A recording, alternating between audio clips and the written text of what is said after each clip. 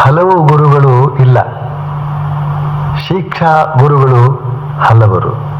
ಮುಖ್ಯ ಗುರುವು ಒಬ್ಬನೇ, ಅವನೇ ಸಚ್ಚಿದಾನಂದ ಗುರು, ಅವನೇ ಅಂತರ್ಯಾಮಿ ಗುರು.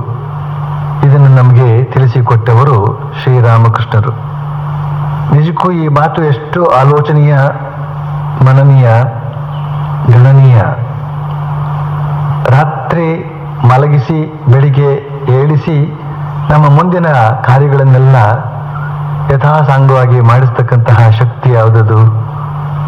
ಪುನಃ ರಾತ್ರಿ ಮಲಗಿಸಿ ಪುನಃ ಬೆಳಿಗ್ಗೆ ಎಬ್ಬಿಸಿ ಹಿಂದಿನ ಕಾರ್ಯವನ್ನು ಮುಂದುವರಿಸುವಂತೆ, ತಪ್ಪಾದರೆ ಯಾತಕ್ಕೆ ತಪ್ಪಾಯಿತು ಅಂತ ಆಲೋಚಿಸುವಂತೆ, ಆ ತಪ್ಪನ್ನು ತಿದ್ದಿಕೊಂಡು ಒಳ್ಳೆಯದರತ್ತ ಹೋಗುವಂತೆ ಪ್ರೇರೇಪಿಸುವಂತಹ ಶಕ್ತಿ ಇದೆಯಲ್ಲ, ಅದೇ ಅಂತರ್ಯಾಮಿ ಶಕ್ತಿ. ನೀವೇ ಮಲಗುವುದು, ನೀವೇ ಏಳುವುದು, ನೀವೇ ಊಟ ಮಾಡುವುದು, ನೀವೇ ನಿಮಗೆ ಬೇಕಾದದ್ದನ್ನು ಮಾಡಿಕೊಳ್ಳುವುದು. ಯಾವ ಹೊರಗಡೆಯ ಗುರುವು ನಿಮ್ಮನ್ನ ಈ ರೀತಿಯಲ್ಲಿ ಕೈ ಹಿಡಿದು ನಡೆಸುವುದಿಲ್ಲ. ಇದನ್ನ ಅರ್ಥ ಮಾಡಿಕೊಂಡಾಗ ನಿಮ್ಮ ಒಳಗಡೆಯೇ ಇರುವಂತಹ ಆ ಮಹಾಗುರು, ಮಹಾಚೇತನ, ವಿಶ್ವವ್ಯಾಪಕ ಚೇತನ, ಅದೇ ಪ್ರತಿಯೊಬ್ಬ ವ್ಯಕ್ತಿಯಲ್ಲೂ ಪ್ರತಿಯೊಂದು ಜೀವಿಯಲ್ಲಿಯೂ ಅಂತರ್ಯಾಮಿಯಾಗಿಟ್ಟುಕೊಂಡು ಮಾರ್ಗದರ್ಶನ ಮಾಡತಕ್ಕಂತಹ ಒಂದು ಮಹಾ ಮಹಿಮೆಯನ್ನ ಅರ್ಥ ಮಾಡಿಕೊಳ್ತೇವೆ. ಒಳಗಡೆ ಇರತಕ್ಕಂತಹ ಗುರು, ಅವನ ಮಾತನ್ನ ಅಂತಸ್ಸಾಕ್ಷಿ ಅಂತ ಅದನ್ನೇ ಕರೀತಾರೆ. ಅಂತಸ್ಸಾಕ್ಷಿಯ ಮಾತನ್ನ ಕೇಳಿದವನು ಉದ್ಧಾರವಾಗುವುದಕ್ಕೆ ಸಾಧ್ಯವೇ ಇಲ್ಲ. ಅಂತಸ್ಸಾಕ್ಷಿ ಇದು ಸರಿಯಲ್ಲ, ಮಾಡಬೇಡ ಮಾಡಬೇಡ ಅಂತ ಮೊದಲು ಜೋರಾಗಿ ಹೇಳ್ತಾ ಇರುತ್ತೆ. ಆದ್ರೆ ನಮ್ಮ ಹೊರಗಡೆಯ ವ್ಯಕ್ತಿ ಇದಾನಲ್ಲ, ಅವನು ಆಶಾಪರ ವ್ಯಕ್ತಿ. ಅವನು ತನ್ನ ಆಸೆಗೆ ಅನುಸಾರವಾಗಿ ಹೀಗೆ ಆಗಬೇಕು ಅಂತ ಅವನೇ ಡಿಕ್ಟೇಟ್ ಮಾಡ್ತಾನೆ. ಆ ಮನಸ್ಸಾಕ್ಷಿ ಅಂತನ್ನುವ ಗುರು, ಅಂತಸ್ಸಾಕ್ಷಿ ಅಂತ ಇರ್ತಕ್ಕಂಥ ಗುರುವಿಗೆ ಇವನೇ ಡಿಕ್ಟೇಟ್ ಮಾಡ್ತಾನೆ, ಕಮಾಂಡ್ ಮಾಡ್ತಾನೆ. ಆಗ ಮೆಲ್ಲನೆ ಆ ಅಂತಸ್ಸಾಕ್ಷಿ ತನ್ನ ಧ್ವನಿಯನ್ನ ಕುಗ್ಗಿಸಿಕೊಳ್ಳುತ್ತದೆ. ಯಾತಕ್ಕೆ ಅಂತ ಹೇಳಿದ್ರೆ, ಆ ಅಂತರ್ಯಾಮಿ ಗುರು ಮತ್ತು ಅಂತರ್ಯಾಮಿ ಪರಮಾತ್ಮ ಎಲ್ಲ ಒಂದೇ. ಅವರು ಹಸ್ತಕ್ಷೇಪ ಮಾಡೋದಕ್ಕೆ ಬರೋದಿಲ್ಲ. ಪ್ರತಿಯೊಬ್ಬರಿಗೂ ಕೂಡ ಅವರವರ ಸ್ವಾತಂತ್ರ್ಯವನ್ನೇ ಕೊಟ್ಟು, ಅವರವರ ಸ್ವಾತಂತ್ರ್ಯವನ್ನು ಅವರವರಿಗೆ ಕೊಟ್ಟು, ಅವರವರ ಅನುಭವದ ಮೂಲಕವೇ ಅವರು ಮುಂದೆ ಬರುವಂತೆ ಅದು ತನ್ನ ಕಾರ್ಯವನ್ನು ನಿರ್ವಹಿಸ್ತಾ ಇರ್ತದೆ. ಇದೇ ಆ ಅಂತರ್ಯಾಮಿ ಗುರುವಿನ ಹೆಚ್ಚುಗಾರಿಕೆ. ಸ್ವಾತಂತ್ರ್ಯಕ್ಕೆ ಧಕ್ಕೆ ತಾರದಂತೆ ನರಕಕ್ಕೆ ಹೋಗೋದಕ್ಕೂ ಕೂಡ ಸ್ವಾತಂತ್ರ್ಯವನ್ನು ಕೊಟ್ಟು, ಆ ನರಕದ ದುಃಖವನ್ನು ಅನುಭವಿಸುವಂತೆ ಮಾಡಿ, ಇದು ಬೇಡ, ಇದು ಒಳ್ಳೆಯದಲ್ಲ, ಈಗ ಗೊತ್ತಾಯ್ತಾ? ಹೌದು ಗೊತ್ತಾಯ್ತು, ಹಾಗಾದ್ರೆ ಮೇಲ್ಬಾ ಅಂತ ಅಲ್ಲೂ ಕೂಡ ತಾಳ್ಮೆಯಿಂದ ಮತ್ತೆ ಮೇಲೇರಿಸುವಂತಹ ಪ್ರಯತ್ನವನ್ನ ಮಾಡುತ್ತೆ ಆ ಗುರು ಶಕ್ತಿ. ಆದ್ರೆ ಆ ಗುರು ಶಕ್ತಿಗೆ ನಮ್ಮನ್ನು ಸಮರ್ಪಿಸಿಕೊಂಡಾಗ, ಗುರು ಶರಣ, ಆ ಗುರುವಿಗೆ, ಮಹಾಶಕ್ತಿಗೆ, ಮಹಾಶಕ್ತಿ ಅಂತನ್ನೋದನ್ನು ಒಪ್ಪಿಕೊಂಡು, ಹೃದಯಪೂರ್ವಕವಾಗಿ ಒಪ್ಪಿಕೊಂಡು, ಅಷ್ಟೇ ಹೃದಯಪೂರ್ವಕವಾಗಿ ಶರಣಾದಾಗ ಆ ಗುರು, ಆ ಗುರು ಶಕ್ತಿ ನಮ್ಮನ್ನ ಮೇಲೆತ್ತುವಂತಹ ಪರಿಯೇ ಬೇರೆ. ನಾಳೆ ಅಲ್ಲ, ನಾಡಿದ್ದಿಗಲ್ಲ, ಇನ್ನು ಸಹಸ್ರ ವರ್ಷಗಳ ನಂತರವೂ ಕೂಡ ಏನೇನು ಆಗಬಲ್ಲದು ಅಂತ ಅನ್ನೋದನ್ನ ಮುಂಗಾಣಬಲ್ಲ ಶಕ್ತಿ ಇರೋದು ಆ ಗುರುವಿಗೆ. ಅಂದಮೇಲೆ ನಮ್ಮ ನಾಳೆಯ ದಿನವನ್ನ ಅದು ರೂಪಿಸಲಾರದೆ, ಆದರೆ ತಾಳ್ಮೆಯಿಂದ ಅದರ ಕಾರ್ಯಶೀಲತೆಗೆ ನಾವು ಸಹಕರಿಸಬೇಕಾಗ್ತದೆ. ಅದೇ ಶರಣಾಗತಿ ಅಂದ್ರೆ. ನಮ್ಮ ಅಹಂಕಾರವನ್ನ ಆ ಮಹಾಶಕ್ತಿಗೆ ಸಮರ್ಪಿಸಿ, ನಿನ್ನ ಮಾರ್ಗದರ್ಶನದಂತೆ ನಡೆಯುತ್ತೇನೆ ಅಂತ ಸಂಕಲ್ಪ ಮಾಡೋದೇ ಶರಣಾಗತಿ. ಆದರೆ ಇದು ಸುಲಭದಲ್ಲಿ ಆಗೋದಿಲ್ಲ. ಪ್ರತಿಯೊಂದು ಶಕ್ತಿಗಿಂತಲೂ ನಮ್ಮ ಹತ್ತಿರದಲ್ಲೇ ಇರುವಂತಹ ಅಹಂಕಾರ ಶಕ್ತಿಯೇ ಬಹಳ ದೊಡ್ಡ ಶಕ್ತಿ. ಈ ಅಹಂಕಾರ ಬಡಪಟ್ಟಿಗೆ ಮೃದುವಾಗುವಂತಹದ್ದಲ್ಲ, ಬಾಗುವಂತಹದ್ದಲ್ಲ. ಆದ್ರಿಂದೇನೆ ಮನುಷ್ಯ ದೈವಿ ಶಕ್ತಿಯ ಸಹಾಯವನ್ನ ಪಡೆಯಲಾರದವನಾಗಿದ್ದಾನೆ. ಗುರುಶಕ್ತಿಯ ಸಹಾಯವನ್ನ ಕೃಪೆಯನ್ನ ಪಡೆಯಲಾರದವನಾಗಿದ್ದಾನೆ. ಆದ್ರಿಂದ ಅಂತರಂಗದಲ್ಲಿ ಅದೇ ಅಂತರಂಗದಲ್ಲಿ ಇರತಕ್ಕಂತಹ ಅಂತರ್ಯಾಮಿಗೆ ಅಂತರಂಗದಿಂದಲೇ ಶರಣಾಗತಿಯಾಗಬೇಕೇ ಹೊರತು ಬಾಹ್ಯವಾಗಿ ಶರೀರವನ್ನು ಎಷ್ಟು ಬಗ್ಗಿಸಿದರೂ ಪ್ರಯೋಜನವಿಲ್ಲ ಅಥವಾ ಪ್ರಯೋಜನ ಕಡಿಮೆ. ಹೀಗೆ ನಾವು ಆ ಒಂದು ದಿವ್ಯ ಶಕ್ತಿಯೊಂದಿಗೆ ಸಹಕರಿಸಿದಾಗ 14 ಲೋಕಗಳನ್ನೇ ಮುನ್ನಡೆಸುವಂತ ಆ ಮಹಾಶಕ್ತಿಯು ನಮ್ಮನ್ನು ಕೂಡ ಮುನ್ನಡೆಸಬಲ್ಲದು. 14 ಲೋಕಗಳು ಕೂಡ 14 ಲೋಕಗಳಿವೆಯೋ ಇಲ್ವೋ ಗೊತ್ತಿಲ್ಲ ನಮಗೆ. ಕನಿಷ್ಠ ಪಕ್ಷ ಈ ಭೂಲೋಕದಲ್ಲಿ ಆ ಕಡೆ ಅಮೆರಿಕ, ಈ ಕಡೆ ಆಸ್ಟ್ರೇಲಿಯಾ, ಇಡೀ ಭೂಗೋಳವನ್ನು ನೀವು ನೆನಪು ಮಾಡಿಕೊಳ್ಬೇಕು. ಎಷ್ಟೆಷ್ಟು ಜೀವಕೋಟಿಗಳು, ಸಾಮಾನ್ಯ ಜೀವಕೋಟಿಗಳು, ಮೃಗಗಳು, ಅವುಗಳನ್ನು ಬಿಟ್ಬಿಡಿ. ಮನುಷ್ಯರನ್ನೇ ತೆಗೆದುಕೊಳ್ಳಿ. ಎಂತೆಂಥ ಜಾತಿಯ ಮನುಷ್ಯರು, ಯಾವ್ಯಾವ ಬಗೆಯ ಮನುಷ್ಯರು, ಪ್ರತಿಯೊಬ್ಬರೂ ಕೂಡ ಒಳ್ಳೆಯ ರೀತಿಯಲ್ಲಿ ಜೀವನ ನಡೆಸ್ಕೊಂಡು ಹೋಗೋದಕ್ಕೆ ಸಾಧ್ಯವಾಗ್ತಾ ಇದೆಯಲ್ಲ, ಯಾವ ಶಕ್ತಿ ಅದು. ಎಂತೆಂತಹ ಈ ವೈಜ್ಞಾನಿಕ ಸಂಶೋಧನೆಗಳಿಂದ ಬಂದಂತಹ ಅಣ್ವಸ್ತ್ರಗಳೇ ಇರಲಿ, ಎಂಥದ್ದೇ ಇರಲಿ, ಈ ಜನ ಇವತ್ತಿಗೂ ಕೂಡ ಬದುಕಿಕೊಂಡಿರುವುದಕ್ಕೆ ಸಾಧ್ಯವಾಗ್ತಾ ಇದೆಯಲ್ಲ, ಯಾವ ಶಕ್ತಿಯಿಂದ ಅದು. ಮೇಲ್ಗಡೆ ಗ್ರಹ ತಾರಿಕೆಗಳು, ನಕ್ಷತ್ರಗಳು, ನಾವು ಕಾಣ್ತಿರತಕ್ಕಂತಹದ್ದು ಒಂದೇ ಚಂದ್ರ, ಇನ್ನೆಷ್ಟೋ ಚಂದ್ರಗಳಿವೆ. ನಾವು ಕಾಣ್ತಕ್ಕಂತಹದ್ದು ಒಂದೇ ಸೂರ್ಯ, ಇನ್ನೆಷ್ಟೋ ಸೂರ್ಯಗಳಿವೆ. 12 ಸೂರ್ಯಗಳು ಅಂತಲೇ ಮಾತಿರೋದು. ಇಂತಹ ಒಂದು ಅಂತರಿಕ್ಷ ಲೋಕದಲ್ಲಿ ಎಂತೆಂತಹ ದೊಡ್ಡ ದೊಡ್ಡ ಗ್ರಹ ನಕ್ಷತ್ರಗಳು, ಯಾವುದೇ ಬಗೆಯ ಆಕಸ್ಮಿಕಗಳು ಇಲ್ಲದೆ, ಅವಘಡಗಳು ಇಲ್ಲದೆ ಬಹಳ ರಭಸದಿಂದ ಓಡಾಡ್ತಾ ಇದೆಯಲ್ಲ. ಓಡಾಡ್ತಾ ಪ್ರತಿಯೊಂದು ಈ ವಿಶ್ವದ ಚಲನವಲನವನ್ನ ನಿಯಮನಗೊಳಿಸ್ತಾ ಇರುವಂತೆ ವ್ಯವಸ್ಥೆ ಮಾಡಿದಂತಹ ಆ ಶಕ್ತಿ ಯಾವುದಿರಬಹುದು. ಹೀಗೆ ಗುರುಶಕ್ತಿ ಅಂದ್ರೆ ಮಹಾಶಕ್ತಿ, ಅದು ವಿಶ್ವವ್ಯಾಪಕವಾದಂತಹ ಶಕ್ತಿ ಅಂತ ಅನ್ನೋದನ್ನ ನಾವು ತಿಳ್ಕೊಳ್ಳದೆ ಹೋದ್ರೆ ನಾವು ಬಹಳ ಸಂಕುಚಿತಗೊಳಿಸ್ತೇವೆ ಆ ಶಕ್ತಿಯನ್ನ. ನಮ್ಮ ಮನಸ್ಸಿನಲ್ಲೇ ನಾವು ಅದನ್ನ ಸಣ್ಣದಾಗಿಸಿ ಬಿಡ್ತೇವೆ. ಸಣ್ಣವರ ಕೈಲಿ ಸಿಕ್ಕಿ ಆ ಗುರುವು ಕೂಡ ಸಣ್ಣವನಾಗಿ ಬಿಡ್ತಾನೆ. ಒಳ್ಳೆಯವರ ಮಾನ ಹಳ್ಳಿಯಲ್ಲಿ ಹೋಯಿತು ಅಂತ ಹೇಳಿದ ಹಾಗೆ. ಆದ್ರಿಂದ ಅವನನ್ನು ವಿಶೇಷವಾಗಿ ಭಾವಿಸುವಂತಹ ಒಂದು ಔದಾರ್ಯವಾದರೂ ನಮ್ಮಲ್ಲಿ ಇಂದಿನಿಂದ ಬೆಳೆಯಲಿ. ಪ್ರಪಂಚದ ಯಾವ ಮೂಲೆಯಲ್ಲಿ ಆಧ್ಯಾತ್ಮಿಕತೆ ಅಂತ ಏನಿದೆಯೋ, ಆಧ್ಯಾತ್ಮಿಕ ಜೀವನ ಅಂತ ಏನಿದೆಯೋ, ಅದಕ್ಕೆ ಸಂಬಂಧಪಟ್ಟಂತೆ ಅವರೆಲ್ಲ ಮಾತನಾಡುವಾಗ ಗುರುವನ್ನ ಪ್ರಧಾನವಾಗಿ ಇಟ್ಕೊಂಡು ಮಾತನಾಡ್ತಾರೆ.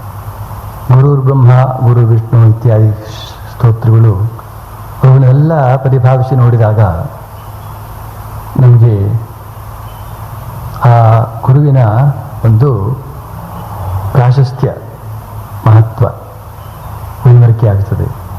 ಒಂದು ಅಕ್ಷರವನ್ನು ಕಲಿಬೇಕಾದರೂ ಕೂಡ ಗುರು ಬೇಕು. ಮಾತೆಯ ಮಡಿಲಲ್ಲೇ ವಿದ್ಯೆ ಪ್ರಾರಂಭವಾಗುತ್ತದೆ ಅಂತನ್ನುವ ಕಾರಣದಿಂದ ಮಾತೆಯನ್ನು ಕೂಡ ಗುರು ಅಂತ ಸ್ವೀಕರಿಸಲಾಗಿದೆ.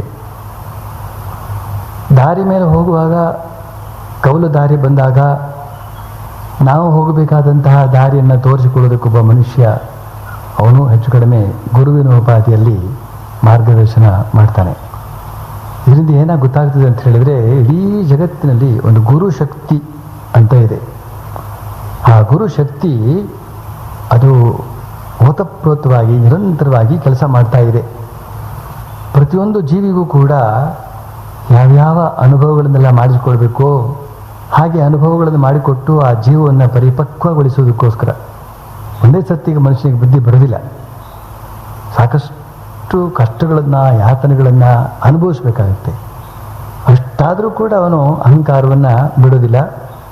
ಜಂಬದಿಂದ ಇನ್ನಷ್ಟು ತೊಂದರೆಯನ್ನೇ ಮಾಡ್ತಾ ಇರ್ತಾನೆ, ತೊಂದರೆಯನ್ನು ಮಾಡಿಕೊಳ್ತಾ ಇರ್ತಾನೆ. ಹಾಗೆ ಅವನು ಕಷ್ಟಗಳ ದಾರಿಯಲ್ಲಿ, ಸುಖಗಳ ದಾರಿಯಲ್ಲಿ ನಡೆಯುವಂತೆ ಮಾಡಿ ಕೊನೆಗೆ ನಾನು ನೀನು ಒಂದೇ ಅಂತನ್ನುವ ಜ್ಞಾನವನ್ನು ಕೊಡುವವರೆಗಿನ ಶಿಕ್ಷಣ, ಆ ತರಬೇತಿ ಅದು ಈ ಗುರುವಿನ ಮೂಲಕವೇ ನಡೀತಾ ಇದೆ. ಆ ಗುರು ಯಾವ ರೂಪದಿಂದ ಬೇಕಾದರೂ ಬಂದು ನಮಗೆ ಮಾರ್ಗದರ್ಶನವನ್ನು ಕೊಡಬಹುದು. ಅವಧೂತನಿಗೆ 24 ಗುರುಗಳು ಅಂತ ಹೇಳಲಾಗಿದೆ. ಪ್ರಕೃತಿಯಲ್ಲಿ ಕಂಡುಬರುವಂತಹ ಕೆಲವು ದೃಶ್ಯಗಳು, ಕೆಲವು ಘಟನೆಗಳು, ಅವುಗಳೇ ಗುರುವಾಗಿ ಕೆಲಸ ಮಾಡಿದೆ. ಇದು ನೀನು ಕಲ್ತ್ಕೊಳ್ಬೇಕಾದ ಪಾಠ ನೋಡಿ ಅಲ್ಲಿದೆ ಅಂತ ಒಳಗಡೆಯಿಂದ ಪ್ರೇರಣೆಯನ್ನು ಕೊಡ್ತಾನೆ. ಅದೇ ಘಟನೆಯನ್ನು ಸಾವಿರಾರು ಜನ ನೋಡಿರ್ತಾರೆ, ಆದರೆ ಅವರಿಗೆ ಅದರಿಂದ ಏನೋ ಪಾಠ ಸಿಕ್ಕಿರಲ್ಲ. ಪಾಠ ಇನ್ನು ಶ್ರೀರಾಮಕೃಷ್ಣ ಹೇಳ್ತಾರೆ, ಹದ್ದು ಮತ್ತು ಮೀನಿನ ಕತೆ, ಆಮೇಲೆ ಬೆಸ್ತರವನ್ನು ಗಾಳ ಹಾಕೋತಕ್ಕಂಥ ಕತೆ, ಆಮೇಲೆ ಜಿಂಕೆಯನ್ನು ಹಿಡಿಯೋದಕ್ಕೆ ಇನ್ನೊಂದು ಸಂಗೀತದ ಸದ್ದು ಮಾಡಿ ಅದರ ಮನಸ್ಸನ್ನು ಈ ಕಡೆ ಆಕರ್ಷಣೆ ಮಾಡಿ ಕೊಲ್ತಕ್ಕಂಥ ಕತೆ. ಆ ಸಂದರ್ಭದಲ್ಲಿ ಅವನು ಏಕಾಗ್ರತೆಯಿಂದ ಇರತಕ್ಕಂಥದ್ದು, ಬೆಟ್ಟದ ಸ್ಥಿರತೆ ಅದನ್ನು ಕಂಡು ಅದೇ ಥರ ನಾನು ಕೂಡ ಕೂತ್ಕೊಂಡು ಧ್ಯಾನ ಮಾಡಬೇಕು ಅಂತ ಮಾತು. ಇಂತೆಲ್ಲ ಒಂದು 24 ಗುರುಗಳು. ಈ ಘಟನೆಗಳು ದಿನ ಬೆಳಗಾದ್ರೆ ನಡೀತಾ ಇವೆ. ಅವಧೂತನಿಗೆ ಯಾವ್ಯಾವ ಘಟನೆಗಳು ಗುರುವಾಗಿ ಕೆಲಸ ಮಾಡಿದ್ವೋ ಆ ಘಟನೆಗಳು ಇವತ್ತಿಗೂ ನಡೀತಾ ಇವೆ. ಸಾವಿರಾರು ಜನ ನೋಡ್ತಲೇ ಇದ್ದಾರೆ ಅದನ್ನ, ಆದರೆ ಅವರಿಂದ ಪಾಠ ಏನೂ ಆಗ್ತಾ ಇಲ್ಲ. ಪಾಠ ಅವರು ಸ್ವೀಕರಿಸ್ತಾರೆ. ಯಾಕೆ ಅಂತಂದ್ರೆ ಒಳಗಡೆಯ ಗುರು ಶ್ರೀರಾಮಕೃಷ್ಣ ಕೊನೆ ಅಲ್ಲಿಗೆ ಬರ್ತಾರೆ. ಅಂತರ್ಯಾಮಿ ಗುರು, ಅವರವರಲ್ಲ ಅಂತರ್ಯಾಮಿ ಗುರು, ಒಳಗಡೆ ಇರ್ತಕ್ಕಂಥ ಗುರು. ಅವನು ಪ್ರೇರಣೆ ಕೊಟ್ಟು ನೋಡು, ಇದು ನಿನಗೆ ಇವತ್ತಿನ ಪಾಠ, ಕಲಿತುಕೋ ಅಂತ ಅವನು ಪ್ರೇರಣೆ ಕೊಡದೆ ಹೋದರೆ ಕಣ್ಣೆದುರಿಗೆ ಎಷ್ಟೇ ಪಾಠಗಳು ನಡೆದ್ರು ನಿಮ್ಗೆ ಗೊತ್ತಾಗೋದಿಲ್ಲ. ಅದಕ್ಕೋಸ್ಕರವೇ ಮಹಾಜ್ಞಾನಿಗಳಾದಂತಹ ಗುರುಗಳು ಸುಮ್ಮನೆ ಮಾತನಾಡ್ತಾ ಹೋಗೋದಿಲ್ಲ.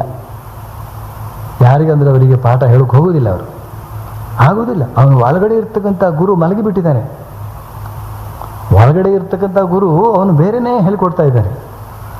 ಆದ್ರಿಂದ ಈ ಜ್ಞಾನಿಗಳಿಗೆ ಗೊತ್ತಾಗುತ್ತೆ ಇವನಿಗೆ ಇನ್ನೂ ಕಾಲ ಬಂದಿಲ್ಲ ಅಂತ. ನೋಡಿ, ಗುರುಗಳಾದರೂ ಕೂಡ ಅವ್ರಿಗೆಲ್ಲ ಗೊತ್ತಿದ್ರು ಕೂಡ ಎಲ್ಲವನ್ನು ಏಕಕಾಲದಲ್ಲಿ ಅವರೇನು ಹೇಳ್ಕೊಡೋದಿಲ್ಲ. ಇವತ್ತು ಕಲ್ತ್ಕೊಳ್ಬೇಕಾದ ಪಾಠವನ್ನು ಕಲ್ತ್ಕೊಬದ್ಲು ಅದರಲ್ಲಿ ಪರಿಣತನಾಗು, ಆಮೇಲೆ ಮುಂದಿನ ಮಾತು.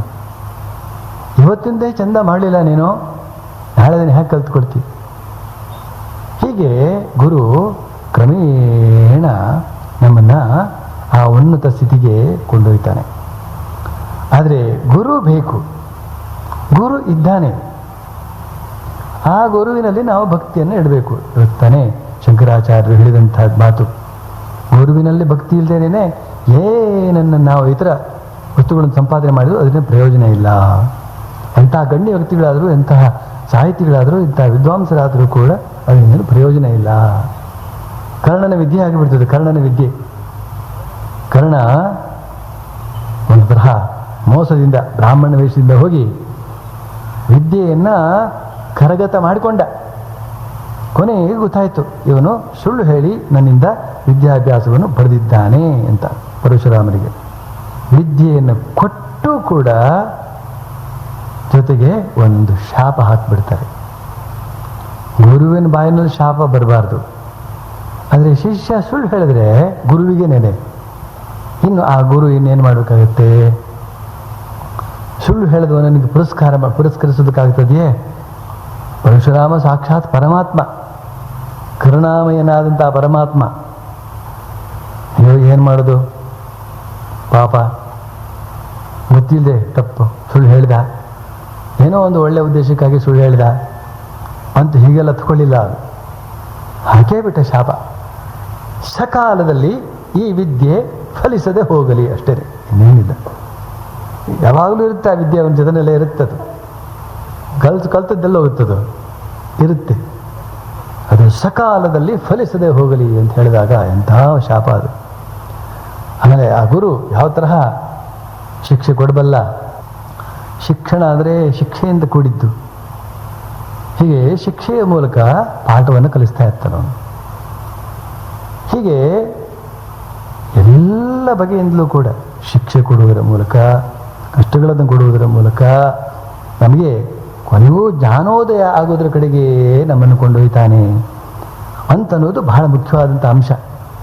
ನಾವೇನಾದರೂ ಭಾಳ ಬೇಗ ಗುರುರ್ ಅಂಗ್ರಿ ಪದ್ಮೆ ಭಕ್ತಿ, ಆ ಭಕ್ತಿ ಅಂತ ಹೇಳ್ತಕ್ಕಂಥದ್ದು ನಾವು ಇಟ್ಕೊಂಡು ಬಿಟ್ರೆ ಆ ಗುರು ಶಾಪ ಕೊಡೋಕೆ ಬರೋದಿಲ್ಲ. ಆಗ ಸುಮ್ಮನೆ ಅನುಗ್ರಹ ಮಾಡ್ತಾ ಬರ್ತಾನೆ.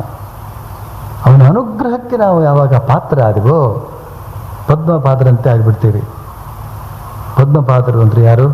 ಶಂಕರಾಚಾರ್ಯರ ಒಬ್ಬರು ಶಿಷ್ಯರು. ಅವರಿಗೆ ಮೊದಲು ಪದ್ಮಪಾದ ಅಂತ ಹೆಸರಲ್ಲ, ಬೇರೆ ಏನೋ ಹೆಸರಿತ್ತು. ಅವರು ದೊಡ್ಡ ಶಿಖಾಮಣಿ ಶಿಷ್ಯ. ಬಾಕಿ ಉಳಿದ ನಮ್ಮ 4 ಜನ ಶಿಷ್ಯರಲ್ಲೇ ಆ 3 ಜನ ಶಿಷ್ಯರು ಇವರನ್ನು ಸ್ವಲ್ಪ ತಮಾಷೆ ಮಾಡಿದರು ಇತ್ಯಾದಿ. ಸೊ ಶಂಕರಾಚಾರ್ಯರಿಗೆ ಒಂದು ಹಠ ಬಂತು. ಯಾವಾಗ ಇವರು ತಾವು ಬುದ್ಧಿವಂತರು ಅನ್ನೋ ಕಾರಣದಿಂದ ತಿರಸ್ಕರಿಸಿದ್ರು, ನಾನು ತೋರಿಸ್ಕೊಡ್ತೀನಿ ಅದನ್ನು. ಯಾಕೆ ಅವನಿಗೆ ಇವರಲ್ಲಿ ಶ್ರದ್ಧೆ. ಇವರು 3 ಜನರಿಗೆ ಅವರವರ ಬುದ್ಧಿಶಕ್ತಿಯಲ್ಲಿ ಶ್ರದ್ಧೆ. ಇವರು ಪಾಪ ಗೊತ್ತಿಲ್ಲ, ಇನ್ನೇನು ಗೊತ್ತಿಲ್ಲ. ಅದರಿಂದ ಗುರುವಿನಲ್ಲಿ ಶ್ರದ್ಧೆ ಇಡೋದ್ರಿಂದ ದಾರಿ ಅವರಿಗೆ. ಆ ಗುರುವಿನಲ್ಲಿ ಇಟ್ಟಂಥ ಶ್ರದ್ಧೆಯೇ ಅವರ ಸಂಪತ್ತು. ಕೊನೆಗೆ ಗುರುಗಳು ಹೇಳಿದರು, ಕರೆದರು. ನದಿ ಆ ಕಡೆ ಇದ್ದವನು ನದಿಯ ಮೇಲೆ ಓಡ್ಕೊಂಡು ಬರ್ತಾನು. ಗುರುಗಳು ಕರೆದ್ರಲ್ಲ, ಗುರುಗಳು ಕರೆದು ತಗೊಂಡು ಹೋಗಲೇಬೇಕು. ನಾನು ಶ್ರದ್ಧೆ ಅಷ್ಟೇನೆ. ನೀರು ಮುಳುಗಿ ಹೋದೇನು ಇಲ್ಲಿ ಯೋಚನೆಯೇ ಇಲ್ಲ ಅವನಿಗೆ. ಆ ಶ್ರದ್ಧೆಯ ಒಂದು ಬಲ ಎಂಥದ್ದಾಗಿತ್ತು ಅಂದರೆ, ಒಂದೊಂದು ಪಾದಕ್ಕೂ ಒಂದೊಂದು ಪದ್ಮ ಅಲ್ಲಿ ಎದ್ದೆದ್ದು ಅವನ ಹೆಜ್ಜೆಗೆ ಆಧಾರವಾಗಿ ನಿಂತು ದಡ ದಾಟಿಸ್ತು. ಈ ಒಂದು ಅದ್ಭುತವನ್ನು ಕಾಣ್ತಾರೆ. ಗುರು ಕೃಪೆ ಮಾಡಿದ ಅಂತ ಹೇಳಿದರೆ ಏನು ಬೇಕಾದರೂ ಮಾಡಬಲ್ಲ ಅವನು ಅಂತನ್ನೋದನ್ನು ಇಂತಿಂತಹ ಘಟನೆಗಳ ಮೂಲಕ ನಾವು ತಿಳಿದುಕೊಂಡು ಆ ಮಹಾಗುರುವಿಗೆ, ಸಚಿದಾನಂದ ಗುರುವಿಗೆ, ಅಂತರ್ಯಾಮಿ ಗುರುವಿಗೆ ಸದಾ ಶರಣಾಗಿ, ಹಾಗೆ ದೀಕ್ಷೆ ಕೊಟ್ಟಂತಹ ಗುರುಗಳಿಗೆ, ಆ ಗುರುಗಳು ಆ ಪರಮ ಗುರುವಿನ ಒಂದು ಮಾನುಷ ರೂಪ ಅಂತ ಮಾತ್ರ ತಿಳಿದು ಆ ಪರಮ ಗುರುವಿಗೆ ಸದಾ ಶರಣಾಗಿ ಇದ್ಕೊಂಡು ಗುರುವನ್ನು ವಂದಿಸಿಯೇ ಬಾಕಿಗಳು ಎಲ್ಲ ಕೆಲಸಗಳನ್ನ ಮಾಡ್ಕೊಂಡು ಬರ್ತಾ ಸಾಧನೆಯನ್ನು ಮಾಡ್ತಾ ಮಾಡ್ತಾ ಆ ಗುರು ಕೃಪೆಯನ್ನು ನಾವು ಪಡೆಯೋದಕ್ಕೆ ಸಮರ್ಥರಾಗ್ತೇವೆ. ನಾನು ಹಲವಾರು ಶಿಷ್ಯರನ್ನು, ಗುರುಗಳನ್ನು ನೋಡಿ ನೋಡಿ ನೋಡಿ ಗುರುಗಳ ಬೋಧನೆ, ಶಿಷ್ಯರ ಅನುಷ್ಠಾನ, ಅದರ ಹಣೆ ಬರಹ ಎಲ್ಲ ನೋಡಿ ನೋಡಿ ಒಂದು ವಾಕ್ಯ ಬರೆದಿದ್ದೇನೆ. ಈ ಜಗತ್ತಿನಲ್ಲಿ ಯಾವ ಗುರುಗಳೇ ಆಗಲಿ, ಏನನ್ನೇ ಬೋಧಿಸಲಿ, ಮನುಷ್ಯ ತನ್ನ ಮನಸ್ಸಿಗೆ ಬಂದಂತೆಯೇ ಮಾಡುವವನು ಮತ್ತು ತನಗೆ ಬೇಕೆಂಬುದನ್ನೇ ಅರಸುವವನು ಅಂತ. ಇದನ್ನು ನೀವು ಚೆನ್ನಾಗಿ ಒಳಹೊಕ್ಕು ನೋಡಿದಾಗ ಗೊತ್ತಾಗ್ತದೆ. ಗುರುವಾಕ್ಯೇಶು ವಿಶ್ವಾಸ ಶ್ರದ್ಧಾ. ಗುರುವಾಕ್ಯವನ್ನು, ಗುರು ಅಂತಂದ್ರೆ ಯಾರು? ಅವನು ಪ್ರತ್ಯಕ್ಷ ದರ್ಶನ ಮಾಡಿದವನು. ಆ ಯಾವ ವಿಷಯವನ್ನೇ ಆಗಲಿ, ಲೌಕಿಕ ವಿಷಯವನ್ನೇ ಆಗಲಿ, ಆಧ್ಯಾತ್ಮಿಕ ವಿಷಯವನ್ನೇ ಆಗಲಿ, ಅವನು ಬೋಧಿಸುವಾಗ ಆ ವಿಷಯವಾಗಿ ಅವನಿಗೆ ಸಾಕಷ್ಟು ಪರಿಣತಿ ಇದೆ ಅಂತಲೇ ಅರ್ಥ. ಆ ಪರಿಣತಿ ಇರತಕ್ಕಂಥವನೇ ಬೋಧಿಸೋದು. ಒಂದು ಸಂಗೀತ ಕಲಿಸಬೇಕಾದ್ರೂ, ಸರಿಗಮ ಕಲಿಸಬೇಕಾದ್ರೂ ಅವನಿಗೆ ಗೊತ್ತಿಲ್ಲದೆ ಇನ್ನೊಬ್ಬರಿಗೆ ಹೇಗೆ ಬೋಧಿಸ್ತಾನೆ? ಆ ಗೊತ್ತಿರ್ತಕ್ಕಂಥದ್ದನ್ನು ಹೀಗೆ ನೀನು ಕೂಡ ಮಾಡ್ಕೊಂಡು ಬಂದರೆ ನೀನು ಕೂಡ ನನ್ನಂತೆ ಆಗಬಲ್ಲೆ ಅಂತ ಅವನು ತೋರಿಸಿಕೊಡ್ತಾನೆ. ಹೀಗೆ ಅವನು ತೋರಿಸಿಕೊಟ್ಟರೂ ಕೂಡ ಅದೇ ಪ್ರಕಾರ ಮಾಡ್ಕೊಂಡು ಬರ್ತಕ್ಕಂಥವ್ರು ಯಾರಿದ್ದಾರೆ? ಹಾಗೇನಾದರೂ ಆಗಿದ್ದಿದ್ರೆ ಒಬ್ಬ ಗುರುವಿನಂತೆಯೇ ಇನ್ನೊಬ್ಬ ಶಿಷ್ಯ ಆಗಬೇಕಾಗಿತ್ತು. ಆ ಗುರು ಹೇಗೋ ಈ ಶಿಷ್ಯನೂ ಮತ್ತೆ ಕಾಲಕ್ರಮದಲ್ಲಿ ಒಬ್ಬ ಗುರುವಾಗಿ ಅದೇ ರೀತಿಯ ಗುರುವೇ ಆಗಬೇಕಾಗಿತ್ತು. ಅವನು ಒಂದು ವೇಳೆ ಶಿಷ್ಯನಾಗಿ ಅನುಷ್ಠಾನ ಮಾಡ್ಕೊಂಡು ಬಂದರೂ ಕೂಡ ಬೇರೆಯೇ ಥರದ ಒಬ್ಬ ಗುರು ಆಗ್ತಾನೆಯೇ ಹೊರತು ಆ ಮೊದಲಿನ ಗುರು ಏನಿದ್ದಾನೆ ಅವನಂತೆ ಅಂತೂ ಖಂಡಿತ ಆಗೋದೇ ಇಲ್ಲ. ಶ್ರೀರಾಮಕೃಷ್ಣರಂತಹ ಗುರುವನ್ನು ಹೊಂದಿದಂತಹ ಸ್ವಾಮಿ ವಿವೇಕಾನಂದರು ಕೂಡ ರಾಮಕೃಷ್ಣರಂತೆಯ ಅಂತಹ ಗುರುವೇ ಆಗಲಿಲ್ಲ. ಸ್ವಾಮಿ ಬ್ರಹ್ಮಾನಂದರು ಕೂಡ ರಾಮಕೃಷ್ಣರಿಂದಲೇ ಶಿಷ್ಯತ್ವವನ್ನು ಸ್ವೀಕರಿಸಿ ರಾಮಕೃಷ್ಣ ಶಿಷ್ಯತ್ವವನ್ನು ಪಾಲಿಸಿಕೊಂಡು ಬಂದರೂ ಕೂಡ ರಾಮಕೃಷ್ಣರಂತಹದ್ದೇ ಇನ್ನೊಬ್ಬ ಗುರು ಅವರೇನೂ ಆಗಿರಲಿಲ್ಲ. ಇದರಿಂದ ಏನು ಗೊತ್ತಾಗ್ತದೆ ಅಂತ ಹೇಳಿದರೆ, ಮನುಷ್ಯ ಸಂಪೂರ್ಣ ಸ್ವತಂತ್ರ ಅಂತ. ಅವನವನ ಮನಸ್ಸು, ಅವನವನ ಶರೀರ, ಅವನವನ ಮನಸ್ಸು, ಅವನವನ ಶರೀರ, ಇದರೊಂದಿಗೆ ಜನ್ಮಾಂತರಗಳ ಸಂಸ್ಕಾರ. ನೀನು ಕಳೆದ ಜನ್ಮಗಳಲ್ಲೆಲ್ಲ ಮಾಡಿಕೊಂಡು ಬಂದದ್ದೇ ಜನ್ಮದಲ್ಲಿ ತಾನಾಗಿಯೇ ಮುಂದುವರಿತಾ ಇರುವಾಗ ಅದನ್ನು ಬಿಟ್ಟು ನೀನು ಹೋಗೋದಕ್ಕೆ ಸಾಧ್ಯವೇ ಆಗೋದಿಲ್ಲ. ಹಾಗಾದರೆ ಗುರುಗಳ ಪಾತ್ರ ಏನು ಅಂತ ಹೇಳಿದರೆ, ಅದನ್ನು ತಗೊಳ್ತೀನಿ. ಆ ಗುರುಗಳಿಂದ ಒಂದಷ್ಟು, ಈ ಗುರುಗಳಿಂದ ಒಂದಷ್ಟು, ಎಲ್ಲೆಲ್ಲಿಂದ ಆ ಒಂದು ನಿನಗೆ ಬೇಕಾದಂಥ ವಿಚಾರಗಳು ನೋಬಲ್ ಥಾಟ್ಸ್ ನೀನು ತೆಗೆದುಕೊಡ್ತೀಯ ಅಂತ ಏನು ನಿಯಮ ಇಲ್ಲ. ಈ ಜಗತ್ತಿನಲ್ಲಿ ಬಗೆ ಬಗೆಯ ಸಲಹೆ ಸೂಚನೆಗಳು ಮಾರ್ಗದರ್ಶನಗಳು ತನ್ನಷ್ಟಕ್ಕೆ ಬರ್ತಾ ಇರುತ್ತವೆ. ನಿನ್ನ ಸಂಸ್ಕಾರ ಏನೆಯೋ ಅದಕ್ಕೆ ಅನುಸಾರವಾದ್ದನ್ನೇ ನೀನು ಸ್ವೀಕರಿಸಿ ಅದನ್ನು ಪರಿಪುಷ್ಟಿಗೊಳಿಸ್ಕೊಂಡು ಮುಂದೆ ಹೋಗ್ತಾ ಇರ್ತೀನಿ. ನೀನೇನಾದರೂ ಆಧ್ಯಾತ್ಮಿಕ ಸಿದ್ಧಿಯನ್ನೇ ಗುರಿಯನ್ನಾಗಿ ಇಟ್ಕೊಂಡು ಬಂದದ್ದೇ ಹೌದಾದ ಪಕ್ಷದಲ್ಲಿ ಇನ್ನೂ ಅದು ಸಂಶಯಾಸ್ಪದ. ಯಾರು ಆಧ್ಯಾತ್ಮಿಕ ಜೀವನಕ್ಕೆ ಇಳಿದಿರ್ತಾರೋ ಅವರು ನಿಜವಾಗಿಯೂ ಆಧ್ಯಾತ್ಮಿಕ ಸಿದ್ಧಿಗಾಗಿಯೇ ಪ್ರಯತ್ನಿಸ್ತಾರೆ ಅಂತ ಅನ್ನೋದು ಸಂಶಯಾಸ್ಪದ.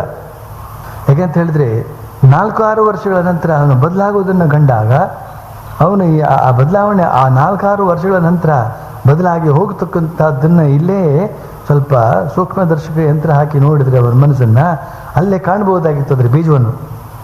ಆದ್ದರಿಂದ ನಾನು ಹೇಳಿದ್ದು, ಏನಾದರೂ ಆಧ್ಯಾತ್ಮಿಕ ಸಿದ್ಧಿಯನ್ನೇ ನೀವು ಗುರಿಯನ್ನಾಗಿ ಇಟ್ಕೊಂಡ ಪಕ್ಷದಲ್ಲಿ ಯಾವ್ಯಾವ ಸಿದ್ಧ ಪುರುಷರಿದ್ದಾರೋ, ಯಾವ್ಯಾವ ಆ ಗುರುಗಳಿದ್ದಾರೋ ಅವರು ಹೇಳಿದಂಥ ಸಲಹೆ ಸೂಚನೆಗಳನ್ನು ಪ್ರತ್ಯೇಕವಾಗಿ ಬರೆದಿಟ್ಟು ಅದನ್ನೇ ಅಧ್ಯಯನ ಮಾಡಿ ಮನಸ್ಸಲ್ಲಿ ಇಟ್ಕೊಂಡು ಅದೇ ಪ್ರಕಾರ ಹೋಗಬೇಕು. ಪ್ರತಿದಿನ ನೀವು ಅದೇ ಪ್ರಕಾರ ಹೋಗ್ತಕ್ಕಂಥ ರೀತಿಯನ್ನು ಗುರುತಿಸಿಯೇ ನೀನು ಗುರಿಯನ್ನು ಮುಟ್ಟುತ್ತೀಯೋ ಇಲ್ಲವೋ ಅಂತ ಅನ್ನೋದನ್ನು ಹೇಳಬಹುದು. ಆದ್ದರಿಂದ ನಮ್ಮ ಬುದ್ಧಿ, ನಮ್ಮ ಶರೀರ, ನಮ್ಮ ಆರೋಗ್ಯದ ಸ್ಥಿತಿ, ನಮ್ಮ ಮನಸ್ಸಿನ ಆರೋಗ್ಯದ ಸ್ಥಿತಿ ಹಾಗೂ ಸಂಸ್ಕಾರಗಳು ಹೇಳಿದ್ನಲ್ಲ, ಇವುಗಳನ್ನು ನೀವು ಅವುಗಳಿಗೆ ಏನಾದರೂ ಒಂದು ಹೊಸ ಡೈರೆಕ್ಷನ್ ಕೊಡಬೇಕು ಅಂತ ಅಪೇಕ್ಷೆ ಪಟ್ಟರೆ, ಯಾಕೆಂದರೆ ಗುರಿಯನ್ನು ನೀವು ಆವಾಗ ಬದಲಾಯಿಸಿಕೊಂಡ್ರು ಅದಕ್ಕೆ ಅನುಸಾರವಾದಂತಹ ಒಂದು ದಾರಿಯನ್ನೇ ಅದಕ್ಕೆ ತೋರಿಸ್ಬೇಕಾಗ್ತದೆ. ಯಾಕೆಂದರೆ ನಿಮ್ಮ ಗುರಿ ಸ್ಪಷ್ಟವಾಗಿರಲಿ. ಗುರಿ ಯಾವಾಗ ಸ್ಪಷ್ಟವಾಗಿತ್ತು ಅಂತಂದರೆ ಅದಕ್ಕೆ ಸಂಬಂಧಪಟ್ಟಂತಹ ಮಾರ್ಗವನ್ನು ಅದಕ್ಕೆ ಅನುಸಾರವಾಗಿ ಮಾಡಿಕೊಳ್ಳಲೇಬೇಕು. ಇದೆಲ್ಲ ಬಹಳ ಸೂಕ್ಷ್ಮವಾದಂತಹ ಅಂಶಗಳು. ಮನುಷ್ಯ 100 ಮನುಷ್ಯರು 1000 ಮನುಷ್ಯರು ತಮ್ಮ ತಮ್ಮ ಗುರಿಯನ್ನು ಸೇರದೆ ಯಥೋಭ್ರಷ್ಟ ತಥೋಭ್ರಷ್ಟ ಆಗ್ತಾರಲ್ಲ. ಯಾತಕ್ಕೆ ಸ್ವಾಮಿ ವಿವೇಕಾನಂದರ ಬಗ್ಗೆ ಸ್ಪಷ್ಟವಾಗಿ ಹೇಳಿದ್ದಾರೆ. ಅವರವರ ಮಾರ್ಗವನ್ನು ಅವರವರು ಸ್ಪಷ್ಟಪಡಿಸಿಕೊಂಡಿರುವುದಿಲ್ಲ, ಆ ಮಾರ್ಗವನ್ನು ಚೊಕ್ಕಗೊಳಿಸಿಕೊಂಡಿರುವುದಿಲ್ಲ, ಆ ಮಾರ್ಗವನ್ನು ಕಂಡೇ ಇರುವುದಿಲ್ಲ. ಮಾರ್ಗದ ಕಡೆಗೆ ಗಮನ ಕೊಡದೆ ಕೇವಲ ಗುರಿಯ ಕಡೆಗೆ ಗಮನ ಕೊಟ್ಟರೆ ಅವನೆಂದಿಗೂ ಕೂಡ ಗುರಿಯನ್ನು ಸೇರುವುದಿಲ್ಲ ಅಂತ. ಆದ್ದರಿಂದ ಗುರಿಯ ಕಡೆಗೆ ಎಷ್ಟು ಗಮನ ಕೊಡ್ತೀರೋ ಅಷ್ಟೇ ಅಥವಾ ಅದಕ್ಕಿಂತ ಹೆಚ್ಚು ಗಮನವನ್ನು ಮಾರ್ಗಕ್ಕೆ ಕೊಟ್ಟಾಗ ಆ ಮಾರ್ಗ ಸುರಕ್ಷಿತವಾಯಿತು ಅಂತ ಕಂಡು ಬಂದಾಗ ಅದರ ಮೇಲೆ ಹೆಜ್ಜೆ ಇಟ್ಕೊಂಡು ಹೋಗ್ತಾ ಹೋಗ್ತಾ ಹೋಗ್ತಾ ನೀವು ಆ ಗುರಿ ಸೇರಲೇಬೇಕು. ಮಾರ್ಗ ಚೊಕ್ಕವಾಗಿರಬೇಕು, ಅದರ ಮೇಲೆ ಹೆಜ್ಜೆ ಹಾಕಬೇಕು. ಇವತ್ತೊಂದು ಹೆಜ್ಜೆ ನಾಳೆ ಒಂದು ಹೆಜ್ಜೆ ಆದರೂ ಚಿಂತೆ ಇಲ್ಲ. ಇವತ್ತೊಂದು ಹೆಜ್ಜೆ ನಾಳೆ ಒಂದು ಹೆಜ್ಜೆ ಅಂದರೆ ಅಷ್ಟು ನಿಧಾನ ಅಂತ ಅರ್ಥ. ಅಷ್ಟು ನಿಧಾನಕ್ಕೆ ಹೋದರೂ ಕೂಡ ನೀವು ಗುರಿ ಸೇರ್ಬೋದು. ಆದರೆ ಮಾರ್ಗ ಸರಿ ಮಾಡ್ಕೊಳ್ದೆ ಹೋದರೆ ಬೇಗ ಹೋದರೂ ಕೂಡ ಎಲ್ಲೋ ಹಳ್ಳ, ಎಲ್ಲೋ ಅಡ್ಡದಾರಿ, ಎಲ್ಲೋ ಮುಳ್ಳು, ಎಲ್ಲೋ ಕಲ್ಲು, ಇಂಥವುಗಳೆಲ್ಲ ನಿಮಗೆ ಬಾಧಕವಾಗಿ ನಿಂತು ಮುಗ್ಗರಿಸಿ ಬೀಳೋದೇ ಖಂಡಿತ.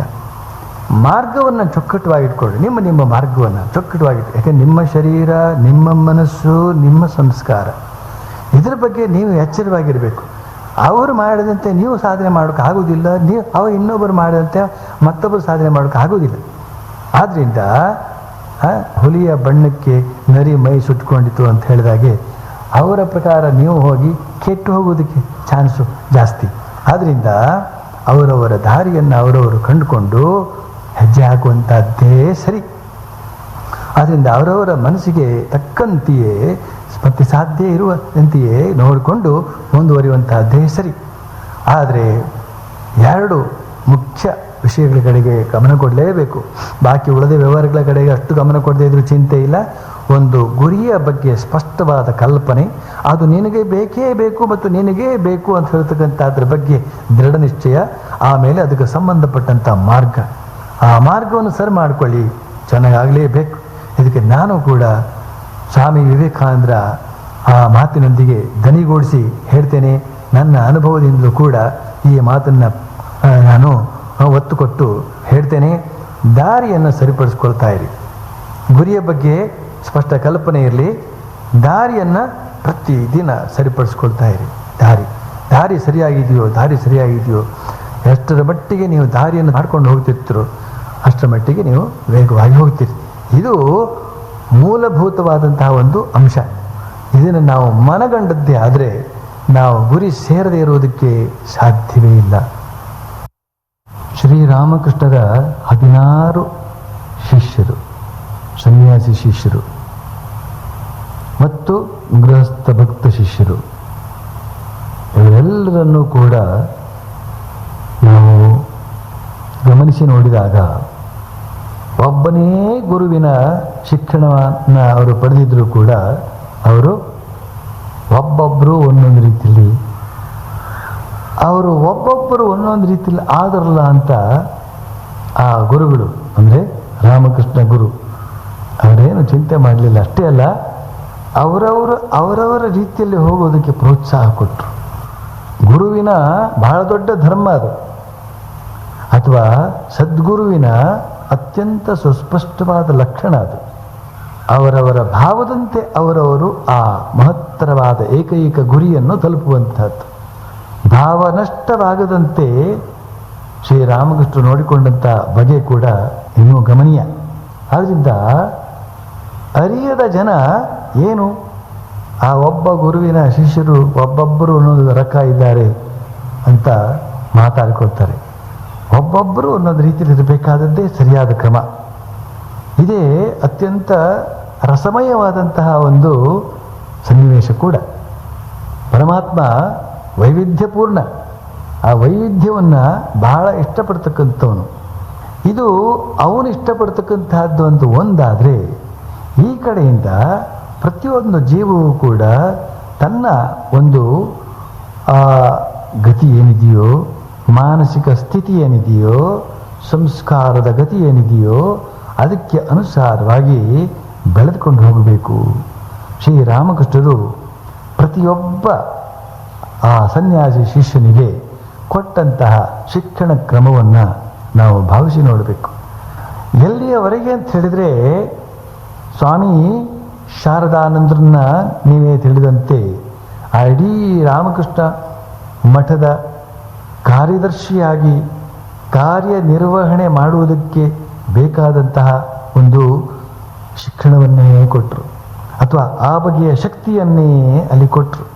ಹಾಗೇನೇ ಸ್ವಾಮಿ ವಿವೇಕಾನಂದರಂತೂ ಎಷ್ಟರ ಮಟ್ಟಿಗೆ ಅವರು ಇಡೀ ವಿಶ್ವದ ಕಲ್ಯಾಣಕ್ಕಾಗಿ ವಿಶ್ವದಾದ್ಯಂತ ಸಂಚರಿಸಿ ಯಾವ್ಯಾವ ರೀತಿಯಲ್ಲಿ ಮಾಡಬಹುದು ಅದಕ್ಕೆ ಬೇಕಾದಂತಹ ಶಿಕ್ಷಣವನ್ನು ಅಲ್ಲಿ ಕೊಟ್ಟರು. ಸ್ವಾಮಿ ಬ್ರಹ್ಮಾನಂದರನ್ನು ಯಾವ ರೀತಿಯಲ್ಲಿ ಅವರು ಶಿಕ್ಷಣ ಕೊಟ್ಟು ಆಧ್ಯಾತ್ಮಿಕ ಗುರುವನ್ನಾಗಿ, ಆಧ್ಯಾತ್ಮಿಕ ಗುರು, ಆಧ್ಯಾತ್ಮಿಕ ಖಣಿ, ಮಹತ್ತರವಾದಂಥ ಆಧ್ಯಾತ್ಮಿಕ ಅನುಭವ ಅದನ್ನು ಮಾಡಿಕೊಂಡು ಮಠದ ಅಧ್ಯಕ್ಷರಾಗಿ ಸುಮ್ಮನೆ ಕುಳಿತು ಮಾತಿಲ್ಲದೆಯೇ ಅದ್ಭುತವಾದಂತಹ ರಾಜ್ಯಾಡಳಿತ, ರಾಜ ಮಹಾರಾಜ ಅಂತವರಿಗೆ ಹೇಳಿದರು. ಶ್ರೀರಾಮಕೃಷ್ಣರೇ ಹೇಳಿದರು, ನರೇಂದ್ರನಿಗೆ ಸೂಚನೆ ಕೊಟ್ಟರು, ನೋಡು ರಾಖಾಲ್ನಲ್ಲಿ ಒಳ್ಳೆ ರಾಜನ ಲಕ್ಷಣ ಇದೆ, ಏನು ಹೇಳ್ತೀನಿ ನೀನು? ಓಡ್ ಬಂದು ನರೇಂದ್ರ ಎಲ್ರಿಗೂ ಹೇಳ್ಬಿಡ್ತಾನೆ, ನೋಡಿ ನಮ್ಮ ರಾಖಾಲ ಇದ್ದಾನಲ್ಲ ಅವನು ನಿಮ್ಮ ರಾಜ ಅಂತ ಕರಿಬೇಕು, ಅವನು ನಮ್ಮ ರಾಜ ಇನ್ಮೇಲೆ ನೆನಪಿಟ್ಕೊಳ್ಳಿ. ಶ್ರೀರಾಮಕೃಷ್ಣ ಮಾತಿನ ಅಭಿಪ್ರಾಯವನ್ನು ನರೇಂದ್ರ ಗುರುತಿಸಿ ಅದಕ್ಕನುಸಾರವಾಗಿ ಸ್ಪಂದಿಸಿದ್ದು. ಸ್ವಾಮಿ ಬ್ರಹ್ಮಾನಂದರು ಕೂಡ ಆಧ್ಯಾತ್ಮಿಕ ಸಾಮ್ರಾಜ್ಯದ ಚಕ್ರವರ್ತಿಯಂತೆ ಶೋಭಿಸಿದ್ದು. ಬಾಕಿ ಉಳಿದವರೇನು ಕಡಿಮೆ ಅಲ್ಲ. ಲಾಟು ಮಹಾರಾಜ್, ಸ್ವಾಮಿ ಅದ್ಭುತಾನಂದ ಅಂತ ಸ್ವಾಮಿ ವಿವೇಕಾನಂದರು ಅವನಿಗೆ ಹೆಸರು ಕೊಡಬೇಕಾದ್ರೆ ಆ ಅದ್ಭುತವನ್ನು ಅವನಲ್ಲಿ ಹೊರತಂದಂತಹ ಶ್ರೀರಾಮಕೃಷ್ಣರು ಯಾರು? ಆದ್ದರಿಂದ ಇವತ್ತು ರಾಮಕೃಷ್ಣ ಮಠದಲ್ಲಿ ಶ್ರೀ ಗುರು ಮಹಾರಾಜ್ ಅಂತ ರಾಮಕೃಷ್ಣರಿಗೆ ಎಲ್ಲರೂ ಕರೆಯುವಂಥದ್ದು. ರಾಮಕೃಷ್ಣರೇ ರಾಮಕೃಷ್ಣ ಮಠ ಮತ್ತು ಮಿಷನಿನ ಸನ್ಯಾಸಿಗಳ ಹಾಗೂ ಭಕ್ತ ಸಮುದಾಯದ ಇಷ್ಟ ದೇವತೆ. ರಾಮಕೃಷ್ಣನೇ ಇಷ್ಟ ದೇವತೆ. ಅವನು ಪರದೈವ, ಅವನು ಪರಬ್ರಹ್ಮ, ಶುದ್ಧ ಬ್ರಹ್ಮ ಪರಾತ್ಪರ ರಾಮ ಹೇಗೋ ಸತ್ಯ ಸನಾತನ ಸುಂದರ ಶ್ಯಾಮ ಹಾಗೇನೇ ಅದೇ ಪರಬ್ರಹ್ಮದಿಂದ ಯಾರು ರಾಮನು ಯಾರು ಕೃಷ್ಣನೋ ಅವನೇ ರಾಮಕೃಷ್ಣನಾಗಿ ಬಂದಂತಹ ಆರಾಧ್ಯ ದೈವ ಮತ್ತು ಗುರು ಮಹಾರಾಜ್. ಪರಮಾತ್ಮ ಮಾತ್ರವೇ ಗುರು ಆಗೋದಕ್ಕೆ ಸಾಧ್ಯ. ಬಾಕಿ ಉಳಿದವರು ಅವನ ಪ್ರತಿನಿಧಿಗಳಾಗಿ ಅವನ ಪರವಾಗಿ ಕೆಲಸ ಮಾಡ್ತಕ್ಕಂಥವರೇ ಹೊರತು ಈ ಜಗತ್ತಿನಲ್ಲಿ ದೇವರನ್ನು ಬಿಟ್ಟರೆ ಯಾರೂ ಗುರುಗಳಿಲ್ಲ. ಯಾಕೆ? ಆ ಗುರುವಿಗೆ ಮಾತ್ರವೇ ಪ್ರತಿಯೊಬ್ಬ ಜೀವಿಯ ಚಲನವಲನವನ್ನು ಅರಿತುಕೊಂಡು ಅದಕ್ಕೆ ಅನುಸಾರವಾಗಿ ಮೇಲೆ ತರುವಂತಹ ಆ ಗುರುಶಕ್ತಿಯ ಸಾಮರ್ಥ್ಯ ಇರುವಂತಹದ್ದು, ಗುರುಶಕ್ತಿ ಸಾಮರ್ಥ್ಯ ಇರತಕ್ಕಂಥದ್ದು.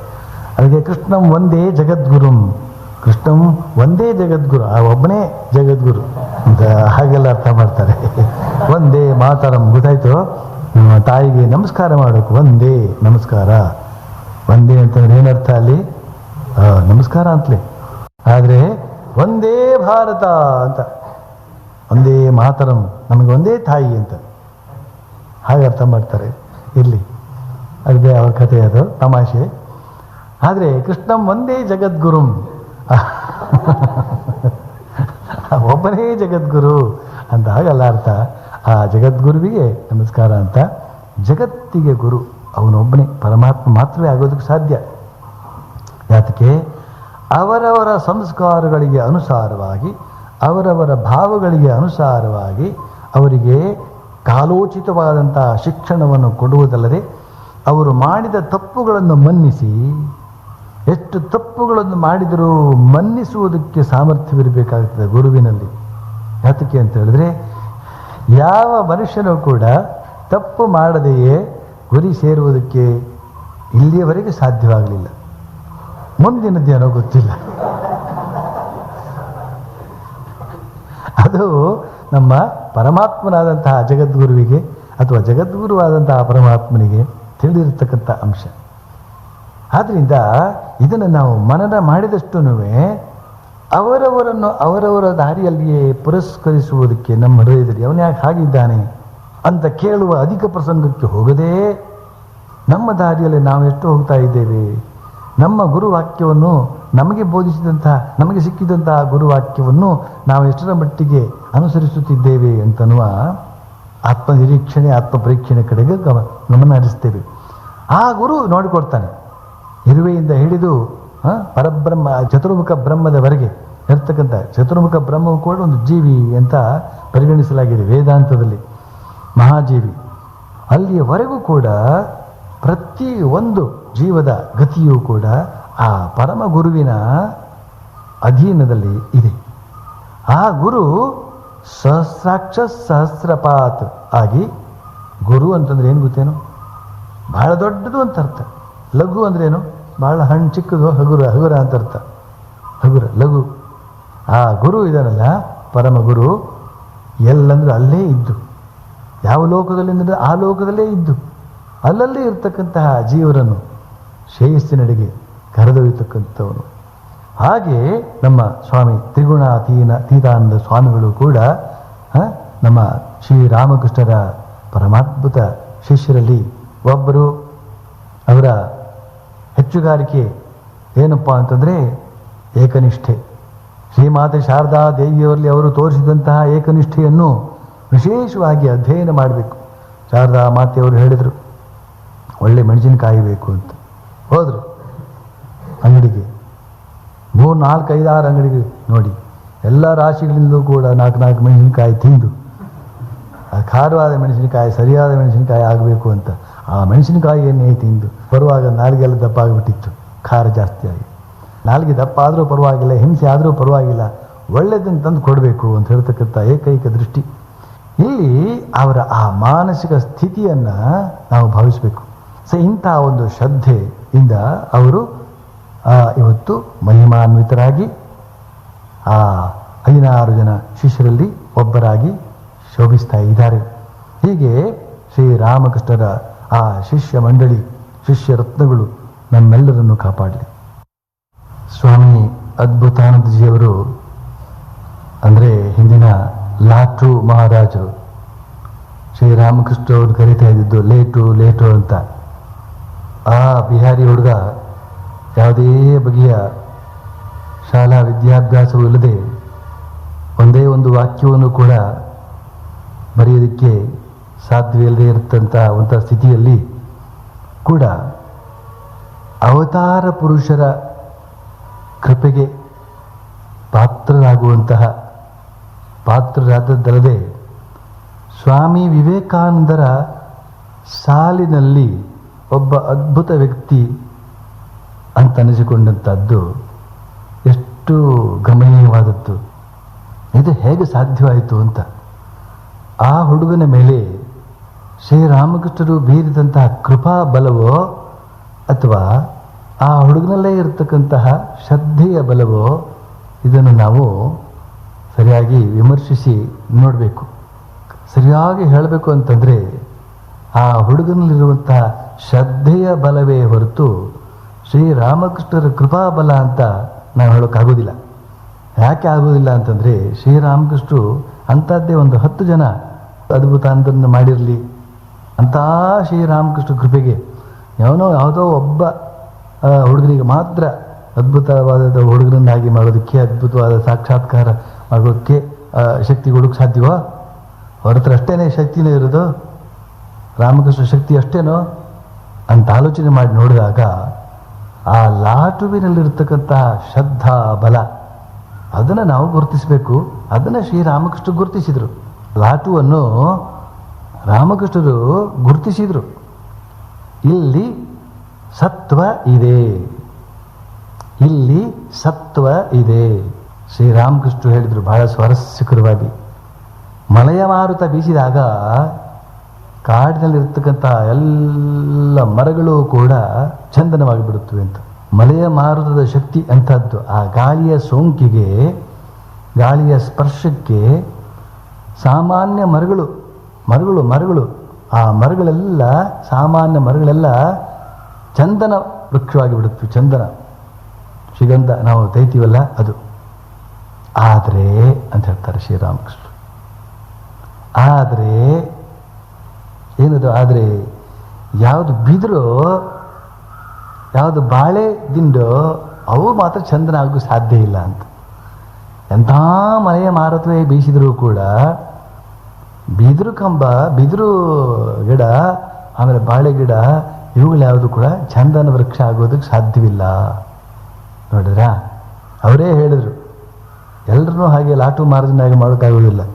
ಲಾಡಿಸ್ಬೋದೇ ಹೊರತು ಅವ್ರನ್ನ ಲಾಟು ಮಹಾರಾಜನಾಗಿ ಮಾಡೋಕ್ಕೆ ಸಾಧ್ಯವಿಲ್ಲ. ಎಷ್ಟೇ ಲಾಡಿಸಿದರೂ ಕೂಡ ಅವ್ರು ಹಾಗೇ ಇರ್ತಾರೆ. ಯಾಕೆ?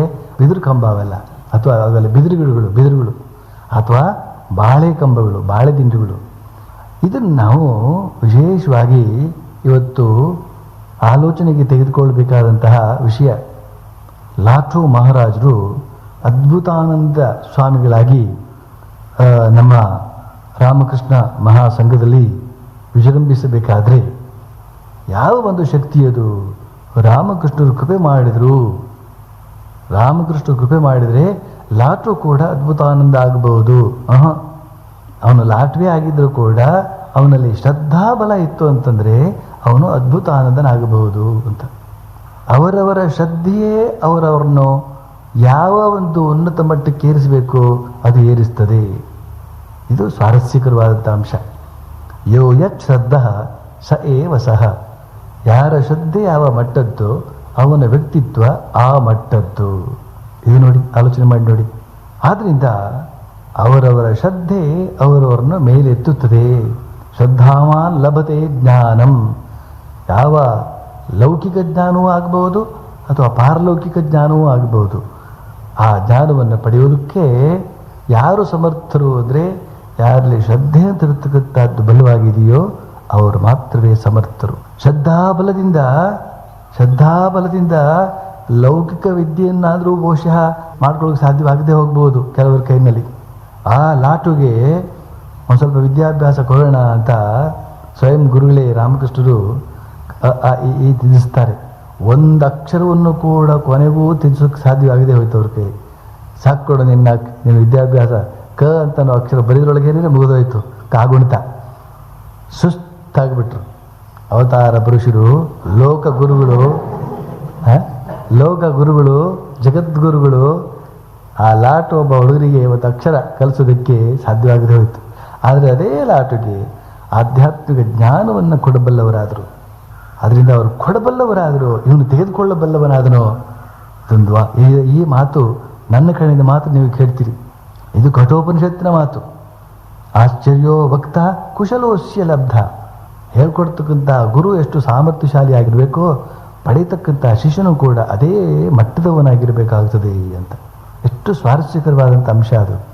ಆದ್ದರಿಂದ ಲಾಟುವಿನಲ್ಲಿ ಇರ್ತಕ್ಕಂಥ ಆ ಶ್ರದ್ಧೆ ಅಂತ ಏನಿದೆಯೋ ಅದು ಲೌಕಿಕ ವಿದ್ಯೆಯನ್ನು ಕೊಡದೆ ಹೋಗಬಹುದು. ಆದರೆ ಅಲೌಕಿಕ ವಿದ್ಯೆಗೆ ಆತ್ಮವಿದ್ಯೆಗೆ ಈ ಒಂದು ಲೌಕಿಕ ವಿದ್ಯೆ ಇದೆಯಲ್ಲ, ಈವನ್ ವೇದಾಭ್ಯಾಸ ಕೂಡ 4 ವೇದಗಳನ್ನು ಅರಿತರೂ ಕೂಡ ಅವನಿಗೆ ಆತ್ಮ ಸಾಕ್ಷಾತ್ಕಾರ ಆಗದೆ ಹೋಗಬಹುದು ಅನ್ನೋ ಮಾತನ್ನ ಆ ಉಪನಿಷತ್ತು ಹೇಳ್ತದೆ. ನಾಯಮಾತ್ಮ ಪ್ರವಚನೇನ ಲಭ್ಯ ನ ಮೇಧಯ ನ ಬಹುನ ಶ್ರುತೇನ. ಬಹಳವಾಗಿ ಕೇಳುವುದರಿಂದ ಅಥವಾ ಶ್ರುತಿ ಅಂದರೆ ವೇದವನ್ನು ಅಭ್ಯಾಸ ಮಾಡುವುದರಿಂದ, ಪ್ರವಚನ ಮಾಡುವುದರಿಂದ, ಬಹಳ ಬುದ್ಧಿಶಕ್ತಿಯಿಂದ ಆ ಆತ್ಮವನ್ನು ಸಾಕ್ಷಾತ್ಕರಿಸಲು ಸಾಧ್ಯವಿಲ್ಲ. ಹಾಗಾದರೆ ಯಾವುದರಿಂದ? ಶ್ರದ್ಧಾಬಲದಿಂದ. ಶ್ರದ್ಧೆ ಎಲ್ಲಿದೆಯೋ ಅಲ್ಲಿ ಪ್ರೇಮ ಇದೆ. ಪ್ರೇಮ ಅತ್ಯಂತ ರಸವತ್ತಾದಂತಹ ಒಂದು ಗುಣ.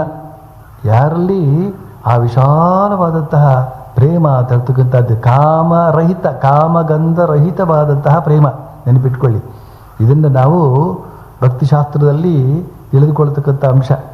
ಪ್ರೇಮ ಅಂತಂದರೆ ಏನು ಹುಚ್ಚುಚ್ಚಾಗಿ ನೀವು ಪರಸ್ಪರ ಏನು ಭಾಳ ಫ್ರೆಂಡ್ಲಿ ಆಗಿರ್ತಿರಲ್ಲ, ಆ ಪ್ರೇಮ ಅಲ್ಲ.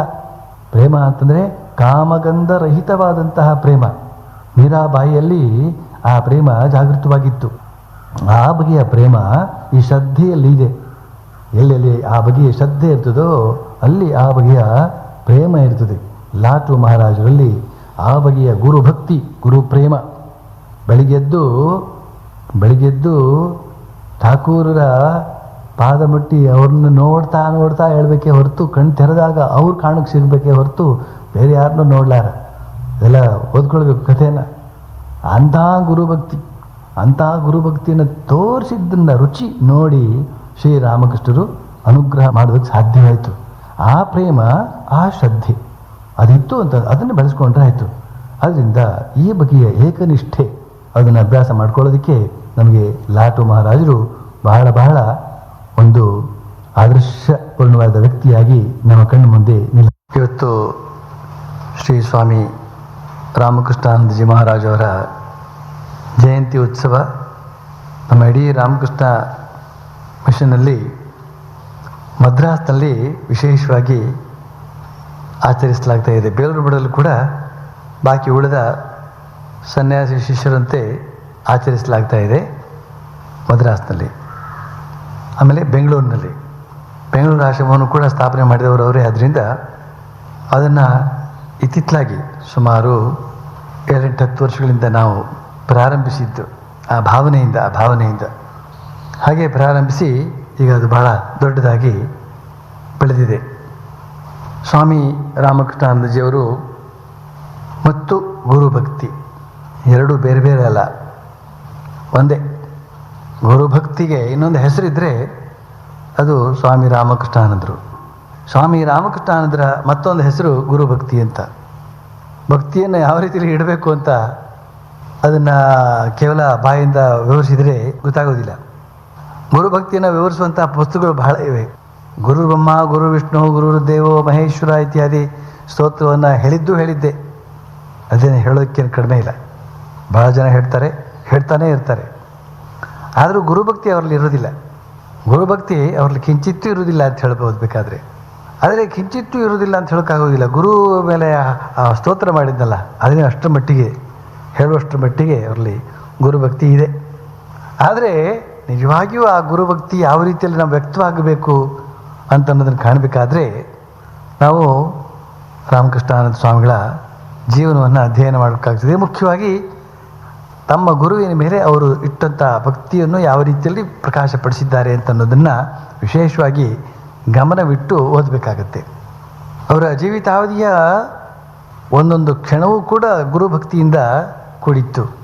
ಪ್ರತಿಯೊಂದು ಕಾರ್ಯವನ್ನು ಮಾಡುವ ಹೊತ್ತಿಗೂ ಕೂಡ ಇದು ಗುರುವಿಗೆ ಪ್ರೀತಿಯಾದೀತೋ, ಗುರುವನ್ನು ಸಂತೋಷಪಡಿಸೋದಕ್ಕೋಸ್ಕರ ಈ ನಾನು ಮಾಡ್ತಕ್ಕಂಥದ್ದೆಲ್ಲ ಪ್ರಯೋಜನ ಆಗ್ತಾಯಿತ್ತು, ಅದು ಎಂಥ ಕಾರ್ಯ ಬೇಕಾದರೂ ಆಗ್ಬೋದು, ನಾನು ಮಾಡ್ತೇನೆ ಅಂತನ್ನುವ ದೃಷ್ಟಿ. ಅಲ್ಲಿ ಗುರು ಮಾತ್ರವೇ ಇದ್ದಾನೆ ಹೊರತು ಆ ಗುರುವಿನ ಮೇಲೆ ಭಾವಿಸಿ ಗುರುವಿಗಾಗಿ ಕರ್ಮ ಮಾಡಿ ರಾಮಕೃಷ್ಣಾನಂದರಲ್ಲಿ ಆ ಗುರು ಮಾತ್ರವೇ ಇದನ್ನೇ ಹೊರತು ರಾಮಕೃಷ್ಣಾನಂದರೇ ಇಲ್ಲದ ಹಾಗಾಗ್ಬಿಡ್ತು. ಆ ಬಗೆಯ ಒಂದು ಜೀವನ ಕ್ರಮವನ್ನು ನಾವು ಶ್ರೀರಾಮಕೃಷ್ಣರ ಶಿಷ್ಯ ಪರಂಪರೆಯಲ್ಲಿ ಅಲ್ಲಿ ಕಾಣ್ತೇವೆ. ಸ್ವಾಮಿ ರಾಮಕೃಷ್ಣಾನಂದರು ಆರ್ಥೋಡಾಕ್ಸ್ ಅಂತಂದರೆ ಸಂಪ್ರದಾಯ ಬದ್ಧರು.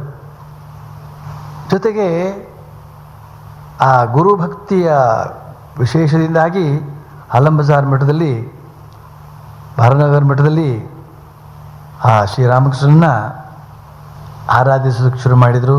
ಪೂಜಾ ಸಂಪ್ರದಾಯವನ್ನು ತಂದರು.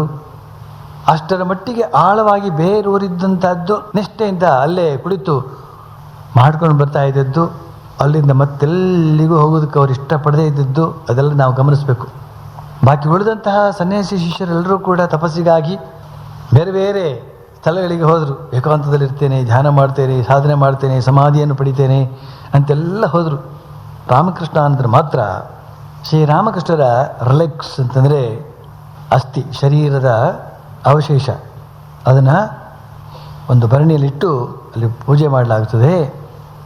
ಅದನ್ನು ಕಾದುಕೊಂಡು ಅದೇ ಶ್ರೀರಾಮಕೃಷ್ಣರು ಎಂಬ ಭಾವದಿಂದ ಎಲ್ಲ ಉಪಚಾರಗಳು ಕೂಡ ಕಾಲಕ್ಕೆ ಆಗಲೇಬೇಕಾಗಿದೆ ಅಂತನ್ನುವ ದೃಷ್ಟಿಯಿಂದ ಶ್ರೀರಾಮಕೃಷ್ಣರು ಪ್ರತ್ಯಕ್ಷವಾಗಿ ಇದ್ದರೆ ಯಾವ ರೀತಿಯಲ್ಲಿ ಬಳಿಯಲೇ ನಿಂತರು, ಅವ್ರಿಗೆ ಯಾವ ಕ್ಷಣದಲ್ಲಿ ಏನೇನು ಬೇಕಾಗ್ತದೆ ಅಂತ ಅನ್ನೋದನ್ನು ಗಮನವಿಟ್ಟು ಸೇವೆ ಮಾಡ್ತಾಯಿದ್ರೋ ಅದನ್ನೇ ಆ ರೀತಿಯಲ್ಲಿ ಮಾಡ್ತಾಯಿದ್ರು. ಅವರು ಧ್ಯಾನದ ಹೆಸರಿನಲ್ಲಿ ಅಲ್ಲಿ ಇಲ್ಲಿ ಹೋಯಿತು ಅಂತ ಹೇಳಿದರೆ ಈ ಒಂದು ಸೇವೆ ತಪ್ಪಿ ಹೋಗ್ತದೆ. ನನ್ನ ಗುರು, ಪರಮ ಗುರು, ಯಾರು ಅವತಾರ ಪುರುಷನೇ ಆಗಿ ಬಂದು ನಮ್ಮ ಗುರುವಾದನೋ ಅಂತಹ ಗುರು ನನ್ನ ಸರ್ವಸ್ವ, ಅವನನ್ನು ಬಿಟ್ಟು ನಾನು ಎಲ್ಲಿ ಹೋಗಿ ಏನು ಸೇವೆ ಮಾಡಬೇಕಾಗಿದೆ, ಏನು ತಪಸ್ಸು ಮಾಡಬೇಕಾಗಿದೆ, ಏನು ಧ್ಯಾನ ಮಾಡಬೇಕಾಗಿದೆ ಅಂತನ್ನುವ ದೃಷ್ಟಿಯಲ್ಲಿ ಅವರು ಅಲ್ಲಿ ಕುಳಿತರು. ಇನ್ನೊಂದು ಕಡೆ ಯೋಚನೆಯೇ ಇಲ್ಲದೆ ಕುಳಿತರು. ಅಂಥ ಒಂದು ಮಾನಸಿಕ ಸ್ಥಿತಿ ಇರುವವರನ್ನು ಸ್ವಾಮಿ ವಿವೇಕಾನಂದರು ಮದ್ರಾಸಿಗೆ ಕಳಿಸೋದಕ್ಕೆ ತೀರ್ಮಾನ ಮಾಡ್ತಾರೆ. ಅದು ಎಂಥ ಶಾಕ್ ಅಂತ ಯಾರಿಗೂ ಗೊತ್ತಾಗೋದಿಲ್ಲ. ಯಾಕೆಂತಂದರೆ ಶ್ರೀ ರಾಮಕೃಷ್ಣಾನಂದರು ಆ ಪೂಜೆ ಮಾಡ್ತಾ ಅವರು ಅಲ್ಲೇ ಅಂಟ್ಕೊಂಡು ಬಿಟ್ಟಿದ್ದಾರೆ. ಅಷ್ಟರ ಮಟ್ಟಿಗೆ ತಾದಾತ್ಮ್ಯ. ಈಗ ಇವರು ಮದ್ರಾಸಿಗೆ ಆತಕ್ಕೆ ಕಳಿಸೋದಕ್ಕೆ ಇಷ್ಟಪಟ್ಟರು ಸ್ವಾಮಿ ವಿವೇಕಾನಂದರು ಅಂತಂದರೆ, ಮದ್ರಾಸ್ ಜನ ಆರ್ಥೋಡಾಕ್ಸ್, ಆ ಸಂಪ್ರದಾಯಸ್ಥವಾದಂತಹ ಸ್ಥಳಕ್ಕೆ ಸರಿಯಾದ ಸಂಪ್ರದಾಯವನ್ನು ಬಲ್ಲಂತಹ ಶಾಸ್ತ್ರರೀತ್ಯ ಹೋಗ್ತಕ್ಕಂತಹ ಸ್ವಾಮಿಗಳು ಇಲ್ಲದೇ ಇದ್ದರೆ ಕಷ್ಟ ಆಗ್ತದೆ. ಉತ್ತರ ಭಾರತದ ಸನ್ಯಾಸಿಗಳು ಅಂದರೆ ಮೀನು ತಿಂತಾರೆ, ಸಿಗರೇಟ್ ಕುಡಿತಾರೆ, ಸಿಗರೇಟ್ ಸೇದ್ತಾರೆ, ಚುರುಟು ಸೇದು ಬಿಡ್ತಾರೆ, ಬೀಡಿ ಕೂಡ ಸೇದ್ತಾರೆ. ಸಾಧು ಬೀಡಿ ಅಂತಲೇ ಹೆಸರಿದೆ ಅದಕ್ಕೆ. ಈಗ ಅಂತಹ ಸಾಧುಗಳನ್ನ ಆಗ ಅವ್ರು ಮಾಡಿದರೂ ಕೂಡ ಆಧ್ಯಾತ್ಮಿಕತೆಯಲ್ಲಿ ಏನು ಕಡಿಮೆ ಇದೆ ಅಂತ ತಿಳ್ಕೊಬೇಡಿ. ಬೀಡಿ ಸೇದಿದ ಮಾತ್ರಕ್ಕೆ ದೇವರೇನು ದೂರ ಹೋಗುವುದಿಲ್ಲ. ದೇವರೇ ಕೆಲವು ಸತಿ ಬಂದು ಬೀಡಿ ಸೇದೋದು ಉಂಟು.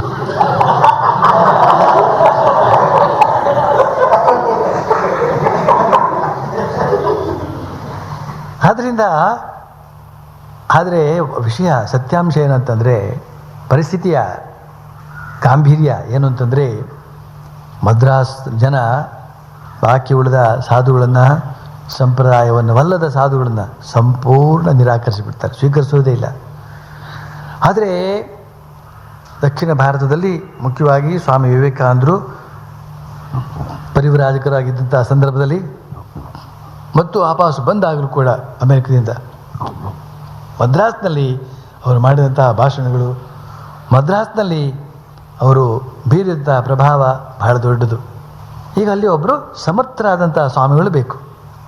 ಅವರನ್ನು ಕಳಿಸಿದರೆ ಮಾತ್ರವೇ ಸ್ವಾಮಿ ವಿವೇಕಾನಂದರು ಯಾವ ಒಂದು ಕಾರ್ಯವನ್ನು ಹಮ್ಮಿಕೊಂಡಿದ್ದಾರೋ ಅದು ಮುಂದುವರಿಯೋದಕ್ಕೆ ಸಾಧ್ಯ. ಅದಕ್ಕೆ ರಾಮಕೃಷ್ಣಾನಂದ ಸ್ವಾಮಿಗಳಲ್ಲದೆ ಬೇರೆ ಯಾರೂ ಇರಲಿಲ್ಲ.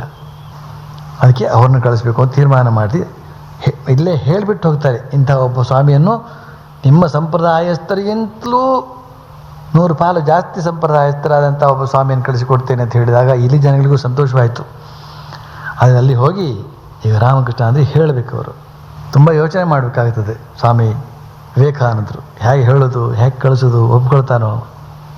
ನನ್ನ ಸೋದರ ಕರೆದು ಹೇಳ್ತಾರೆ, ಇಂಥದ್ದೊಂದು ಕಾರ್ಯ ಇದೆ, ಶ್ರೀರಾಮಕೃಷ್ಣರ ಕಾರ್ಯ ಅಲ್ಲಿ ಹೋಗಿ ಮಾಡಬೇಕಾದ್ರೆ ಅದು ನೀನೇ ಆಗಬೇಕು.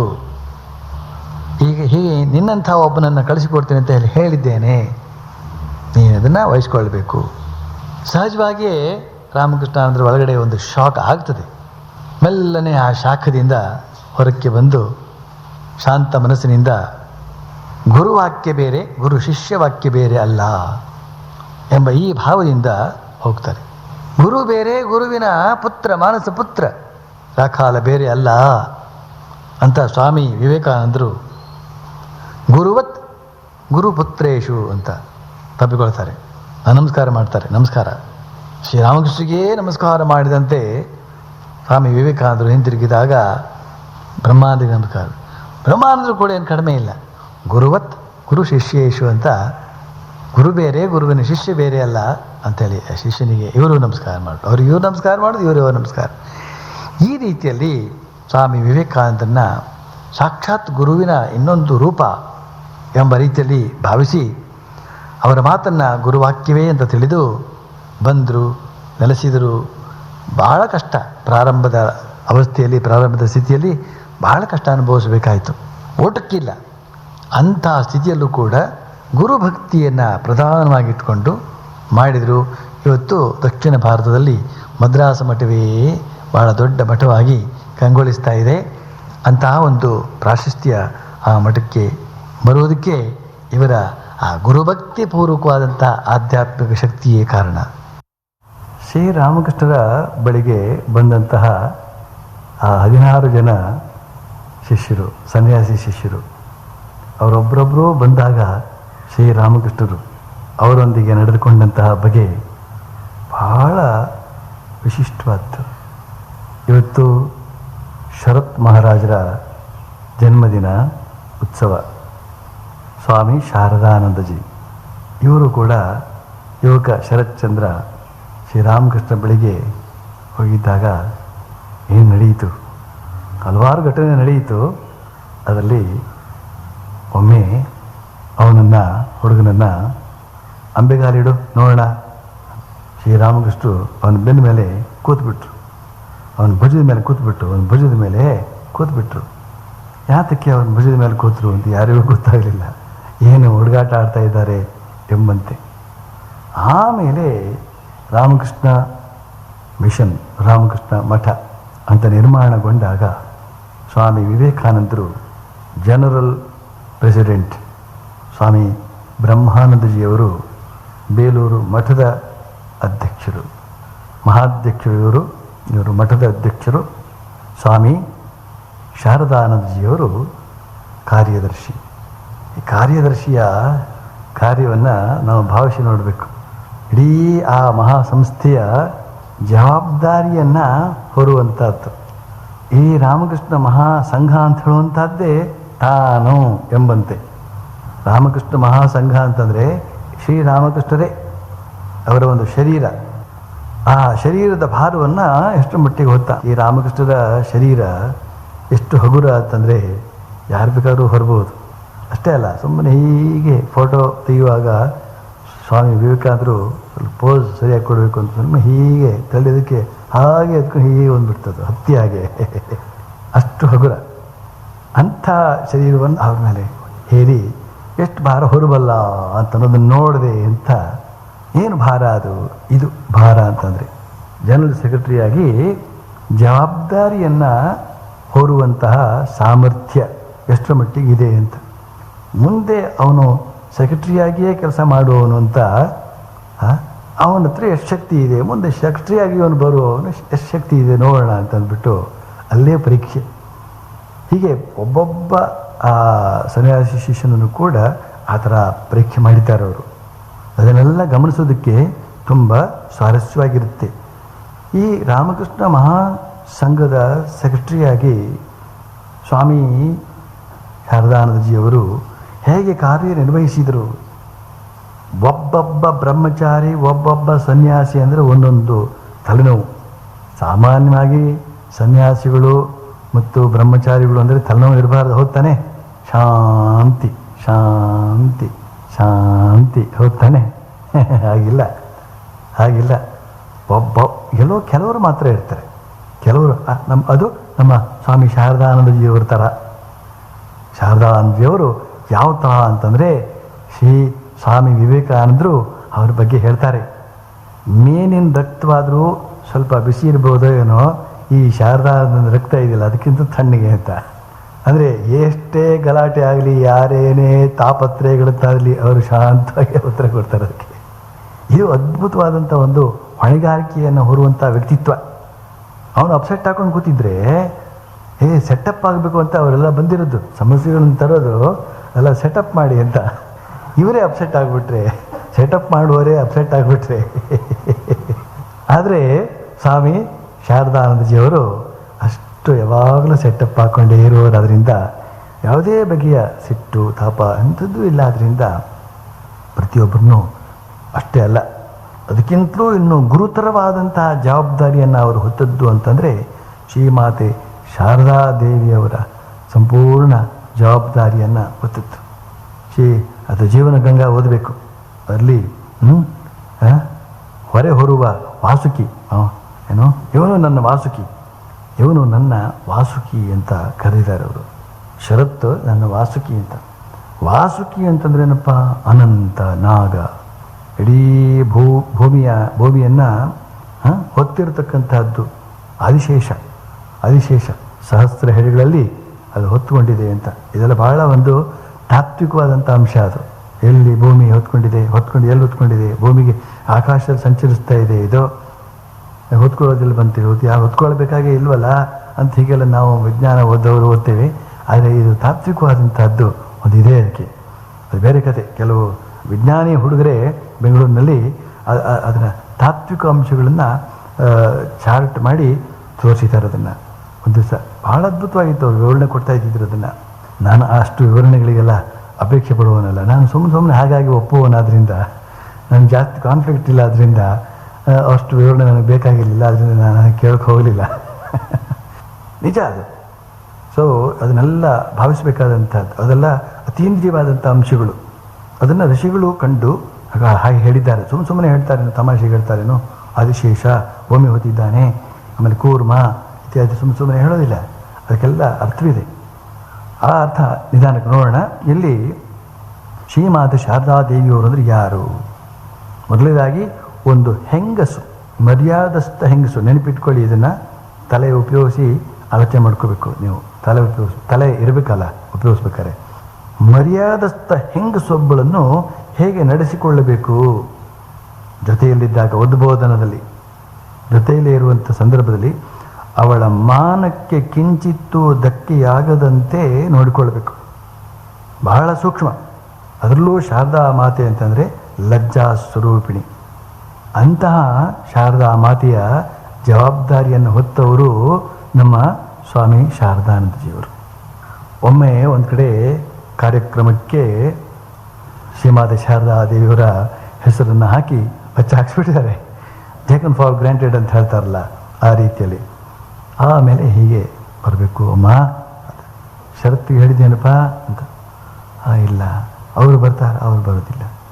ಹಾಗಾದ್ರೆ ನಾನು ಬರೋ ಮಾತೇ ಇಲ್ಲ. ಇವರು ನನ್ನನ್ನು ನೋಡ್ಕೊಳಕ್ಕಾಗೋದೇ ಇಲ್ಲ. ಷರತ್ತು ನೋಡ್ಕೊಂಡು ಹಾಗೆ ನನ್ನನ್ನು ಬೇರೆ ಯಾರು ನೋಡ್ಕೊಳಕ್ಕಾಗೋದಿಲ್ಲ. ಹಾಗಿರುವಾಗ ಸ್ವಾಮಿ ಶಾರದಾನಂದರು ಯಾರು ಅಂತ ನಾವು ತಿಳ್ಕೊಳ್ಳೋದಕ್ಕೆ ಸ್ವಲ್ಪ ಬುದ್ಧಿಯೊಳಗೆ ಅರ್ಥ ಆಗುತ್ತೆ. ಒಂದು ಸ್ವಲ್ಪ ಅಂಥ ವ್ಯಕ್ತಿಗಳು ಅವರೆಲ್ಲ. ಇಲ್ಲಿ ಕುಳಿತಿದ್ದಾರಲ್ಲ, ಎಲ್ಲರೂ ಹೇಳಿದ್ರು ಒಳ್ಳೆ ದೊಡ್ಡ ಫೋಟೋ ಮಾಡಿ ಸ್ವಾಮೀಜಿ, ಹಾಗೆ ಮಾಡಿ ಹೀಗೆ ಮಾಡಿ. ಅಯ್ಯೋ ಮಾಡಬಲ್ಲೆ ನಾನು, ಅದಕ್ಕೆ ನನ್ನ ಕಷ್ಟ. ಆದರೆ ಅಷ್ಟು ನೋಡಿ ನೀವು ದೊಡ್ಡವರಾಗಿ ಅಂತ ನಾನು ಹೇಳೋನು. ಪುಸ್ತಕ ಓದಿ ಭಾವಿಸಿ ಅದೇನು ನೋಡ್ತೀರಿ? ಗೊತ್ತಾಯ್ತು ಸ್ವಾಮಿ ಶಾರದಾನಂದರು ಅಂತ ಅವರು. ಆಮೇಲೆ ಇದೆಲ್ಲ ನಿಮ್ಮೊಳಗಡೆ ಬರಬೇಕು. ಅಲ್ಲಿ ಎಷ್ಟು ಫೋಟೋಗಳನ್ನೆಲ್ಲ ಮಾಡ್ತೀವಿ, ಎಷ್ಟು ಬೇಕಾದ್ರೂ ಮಾಡ್ಬೋದು. ದೇವಸ್ಥಾನ, ಅರಮನೆ ಅಂತ ದೇವಸ್ಥಾನ, ಎಂತೆಂಥ ದೇವಸ್ಥಾನ ಕಟ್ಬೋದು, ಅದೆಲ್ಲ ಇಡ್ಬೋದು. ಅದೆಲ್ಲ ಏನು ಕಷ್ಟ ಇಲ್ಲ. ಯಾರು ಬೇಕಾ, ಯಾವ ಮೂರ್ಖ ಬೇಕಾದ್ರೂ ಮಾಡ್ತಾನೆ. ಆದರೆ ಆ ಒಬ್ಬ 16 ಜನ ಶಿಷ್ಯರನ್ನ ಶ್ರೀರಾಮಕೃಷ್ಣ ನಿರ್ಮಾಣ ಮಾಡಿದಂತಹ ಬಗೆ, ಆ ಶಾರದಾ ಮಾತೆ ಇದ್ದಂತಹ ಬಗೆ, ಅದನ್ನೆಲ್ಲ ನಾವು ಎಷ್ಟು ಭಾವಿಸಬೇಕಾದಿದೆ. ಈ ರೀತಿಯಲ್ಲಿ ಹೇಳಿದ ಹೋಲಿ ಶಾರದಾ ಮಾತೆ ಹೇಳ್ತಾರಲ್ಲ, ಅವನು ಇಲ್ದಿದ್ರೆ ನಾನು ಬರೋ ಹಾಗಿಲ್ಲ ಅಂತ. ನನ್ನನ್ನು ನೋಡ್ಕೊಡು, ಬಾಕಿ ಉಳಿದ ಹೆಂಗಸನ್ನು ನೋಡ್ಕೊಂಡಾಗಲ್ಲ, ಭಾಳ ಕಷ್ಟ ಇದೆ ಅಂತ. ಸೊ ಶಾರದಾ ಮಾತೆಗೆ ಸ್ವಯಂ ತಾವು ಯಾರು ಅಂತ ಹೇಳ್ತಕ್ಕಂಥದ್ದು ಕೂಡ ಗೊತ್ತಿದೆ. ತಮ್ಮ ಭಾರವನ್ನು ಹೊರಬಲ್ಲಂಥ ವ್ಯಕ್ತಿ ಯಾರು ಅಂತ ಕೂಡ ಎಲ್ಲ ಗೊತ್ತಿರುತ್ತೆ. ಭಾಳ ಎಚ್ಚರಿಕೆ ಇದೆಲ್ಲ, ಎಚ್ಚರಿಕೆಯ ಪ್ರಶ್ನೆ. ಎಲ್ಲೂ ಕೂಡ ಎಚ್ಚರಿಕೆ ತಪ್ಪಿ ನಡೆಯುವಂತಿಲ್ಲ. ಈ ಎಚ್ಚರಿಕೆಯ ಪ್ರಶ್ನೆ, ಈ ಎಚ್ಚರಿಕೆಗೆ ಅದು ಸ್ಪಿರಿಚುವಲ್ ಅವೇಕನಿಂಗ್ ಆಗಿರಬೇಕಾಗುತ್ತದೆ. ಮತ್ತು ಸ್ಪೆಷಲ್ ಸೆನ್ಸಿಟಿವ್ ನೋಡಿ, 16 ಜನ ಶಿಷ್ಯರಲ್ಲಿ ಕೂಡ ಇವನನ್ನು ಆರಿಸ್ಕೊಂಡಿದ್ದಾರೆ ಅಂತಂದರೆ ಏನು ಅದ್ಭುತ ಅದಲ್ಲ. ಹೀಗೆ ನಾವು ಒಬ್ಬೊಬ್ಬ ಡೈರೆಕ್ಟ್ ಡಿಸೈಪಲ್ ನೇರ ಶಿಷ್ಯರು, ಸನ್ಯಾಸಿ ಶಿಷ್ಯರನ್ನು ಕೂಡ ಅರ್ಥ ಮಾಡ್ಕೊಳ್ಳೋದಕ್ಕಿರುತ್ತೆ. ಮತ್ತು ಇದರ ಹಿನ್ನೆಲೆಯಲ್ಲಿರ್ತಕ್ಕಂಥ ಭಾವನೆಯನ್ನು ತುಂಬ ಭಾವಿಸಬೇಕು. ಭಾವನೆ ಘಟನೆ ಅಷ್ಟೇ, ಇನ್ನೇನಿಲ್ಲ. ಘಟನೆ ಎಷ್ಟು ಜನ ಓದಿಲ್ಲ, ಮತ್ತು ಅದೇ ಥರ ಕೂಪ ಮಂಡುಗಳಾಗೇ ಇರ್ತಾರೆ. ಹಾಗಲ್ಲ, ಶ್ರೀರಾಮಕೃಷ್ಣ ಭಾವ, ಶ್ರೀ ಮಾತೆ ಶಾರದಾದೇವಿ ಭಾವ, ವಿವೇಕಾನಂದ ಭಾವಕ್ಕೆ ಬರಬೇಕು. ನಾವು ಮಾತೆತ್ತಿದ್ರೆ ಸುಮ್ಮನೆ ಮುಟ್ಟಿದ್ರೆ ಸಾಕು, ಆ ಭಾವ ಅಲ್ಲಿ ಭುಗಿಲೇಳಬೇಕು. ಈ ರೀತಿಯಲ್ಲಿ ಆಗಬೇಕಾದ್ರೆ ನಾವು ಅದನ್ನು ಸರಿಯಾಗಿ ಭಾವಿಸಬೇಕು, ಸರಿಯಾಗಿ ಓದಬೇಕು, ಸರಿಯಾಗಿ ಭಾವಿಸಬೇಕು. ಇಂಥ ಅದ್ಭುತವಾದಂತಹ ವ್ಯಕ್ತಿತ್ವ, ಆಧ್ಯಾತ್ಮಿಕ ವ್ಯಕ್ತಿತ್ವ. ಆಧ್ಯಾತ್ಮಿಕತೆ ಅಂದರೆ ಕೇವಲ ಇಷ್ಟಕ್ಕೆ ಸೀಮಿತ ಅಂತ ತಿಳ್ಕೋಬಾರ್ದು. ಬಹುವ್ಯಾಪಿ ಅನಂತವಾದ ರೀತಿಯಲ್ಲಿ ಆ ಒಂದು ಆಧ್ಯಾತ್ಮಿಕ ಶಕ್ತಿಯೇ ಅದು ಏನೋ ವ್ಯಕ್ತವಾಗ್ತಾ ಇರ್ತದೆ. ಕೂತ್ಕೊಂಡು ಕ್ಲರಿಕಲ್ ಕೆಲಸ, ಗುಮಾಸ್ತೆಗಿಂತ ಸ್ವಲ್ಪ ಹೆಚ್ಚು ಸೆಕ್ರೆಟ್ರಿ ಎಲ್ಲ ಲೆಕ್ಕಾಚಾರಗಳನ್ನೆಲ್ಲ ಇಟ್ಕೊಂಡು ಮಾಡಿಕೊಂಡು ಎಷ್ಟೊಂದು ಕೆಲಸ, ವ್ಯಕ್ತಿಗಳನ್ನೆಲ್ಲ ಸಮಜಾಯಿಸಿ ಮಾಡಿಕೊಂಡು ಆಮೇಲೆ ಜಗನ್ಮಾತೆ ಗೊತ್ತು. ಇಷ್ಟನ್ನು ಇವತ್ತು ಧ್ಯಾನ ಮಾಡ್ತಾ ಇರಬೇಕು. ಇವತ್ತಿಡೀ ಸ್ವಾಮಿ ಶಾರದಾಂಜಿಯವರ ಜಯಂತಿಯ ಪ್ರಯುಕ್ತ ಇಷ್ಟೇ ಮೂಡ್ನಲ್ಲಿ ನೀವು ಇದ್ದುಬಿಟ್ಟು ಸಾಕು. ಇವತ್ತು ಏನು ಕೆಲಸ ಮಾಡಲಿ ಆ ಮೂಡ್ನಲ್ಲಿ, ಹೌದಲ್ಲ ಏನು ಅದ್ಭುತ, ಹೌದಲ್ಲ ಏನು ಅದ್ಭುತ ಅಂತನೋ ಭಾವದಲ್ಲಿ ಇದ್ದುಬಿಟ್ರೆ ಇವತ್ತಿನ ಸಾಧನೆ ಎಷ್ಟು ಅದ್ಭುತವಾಗಾಯಿತು.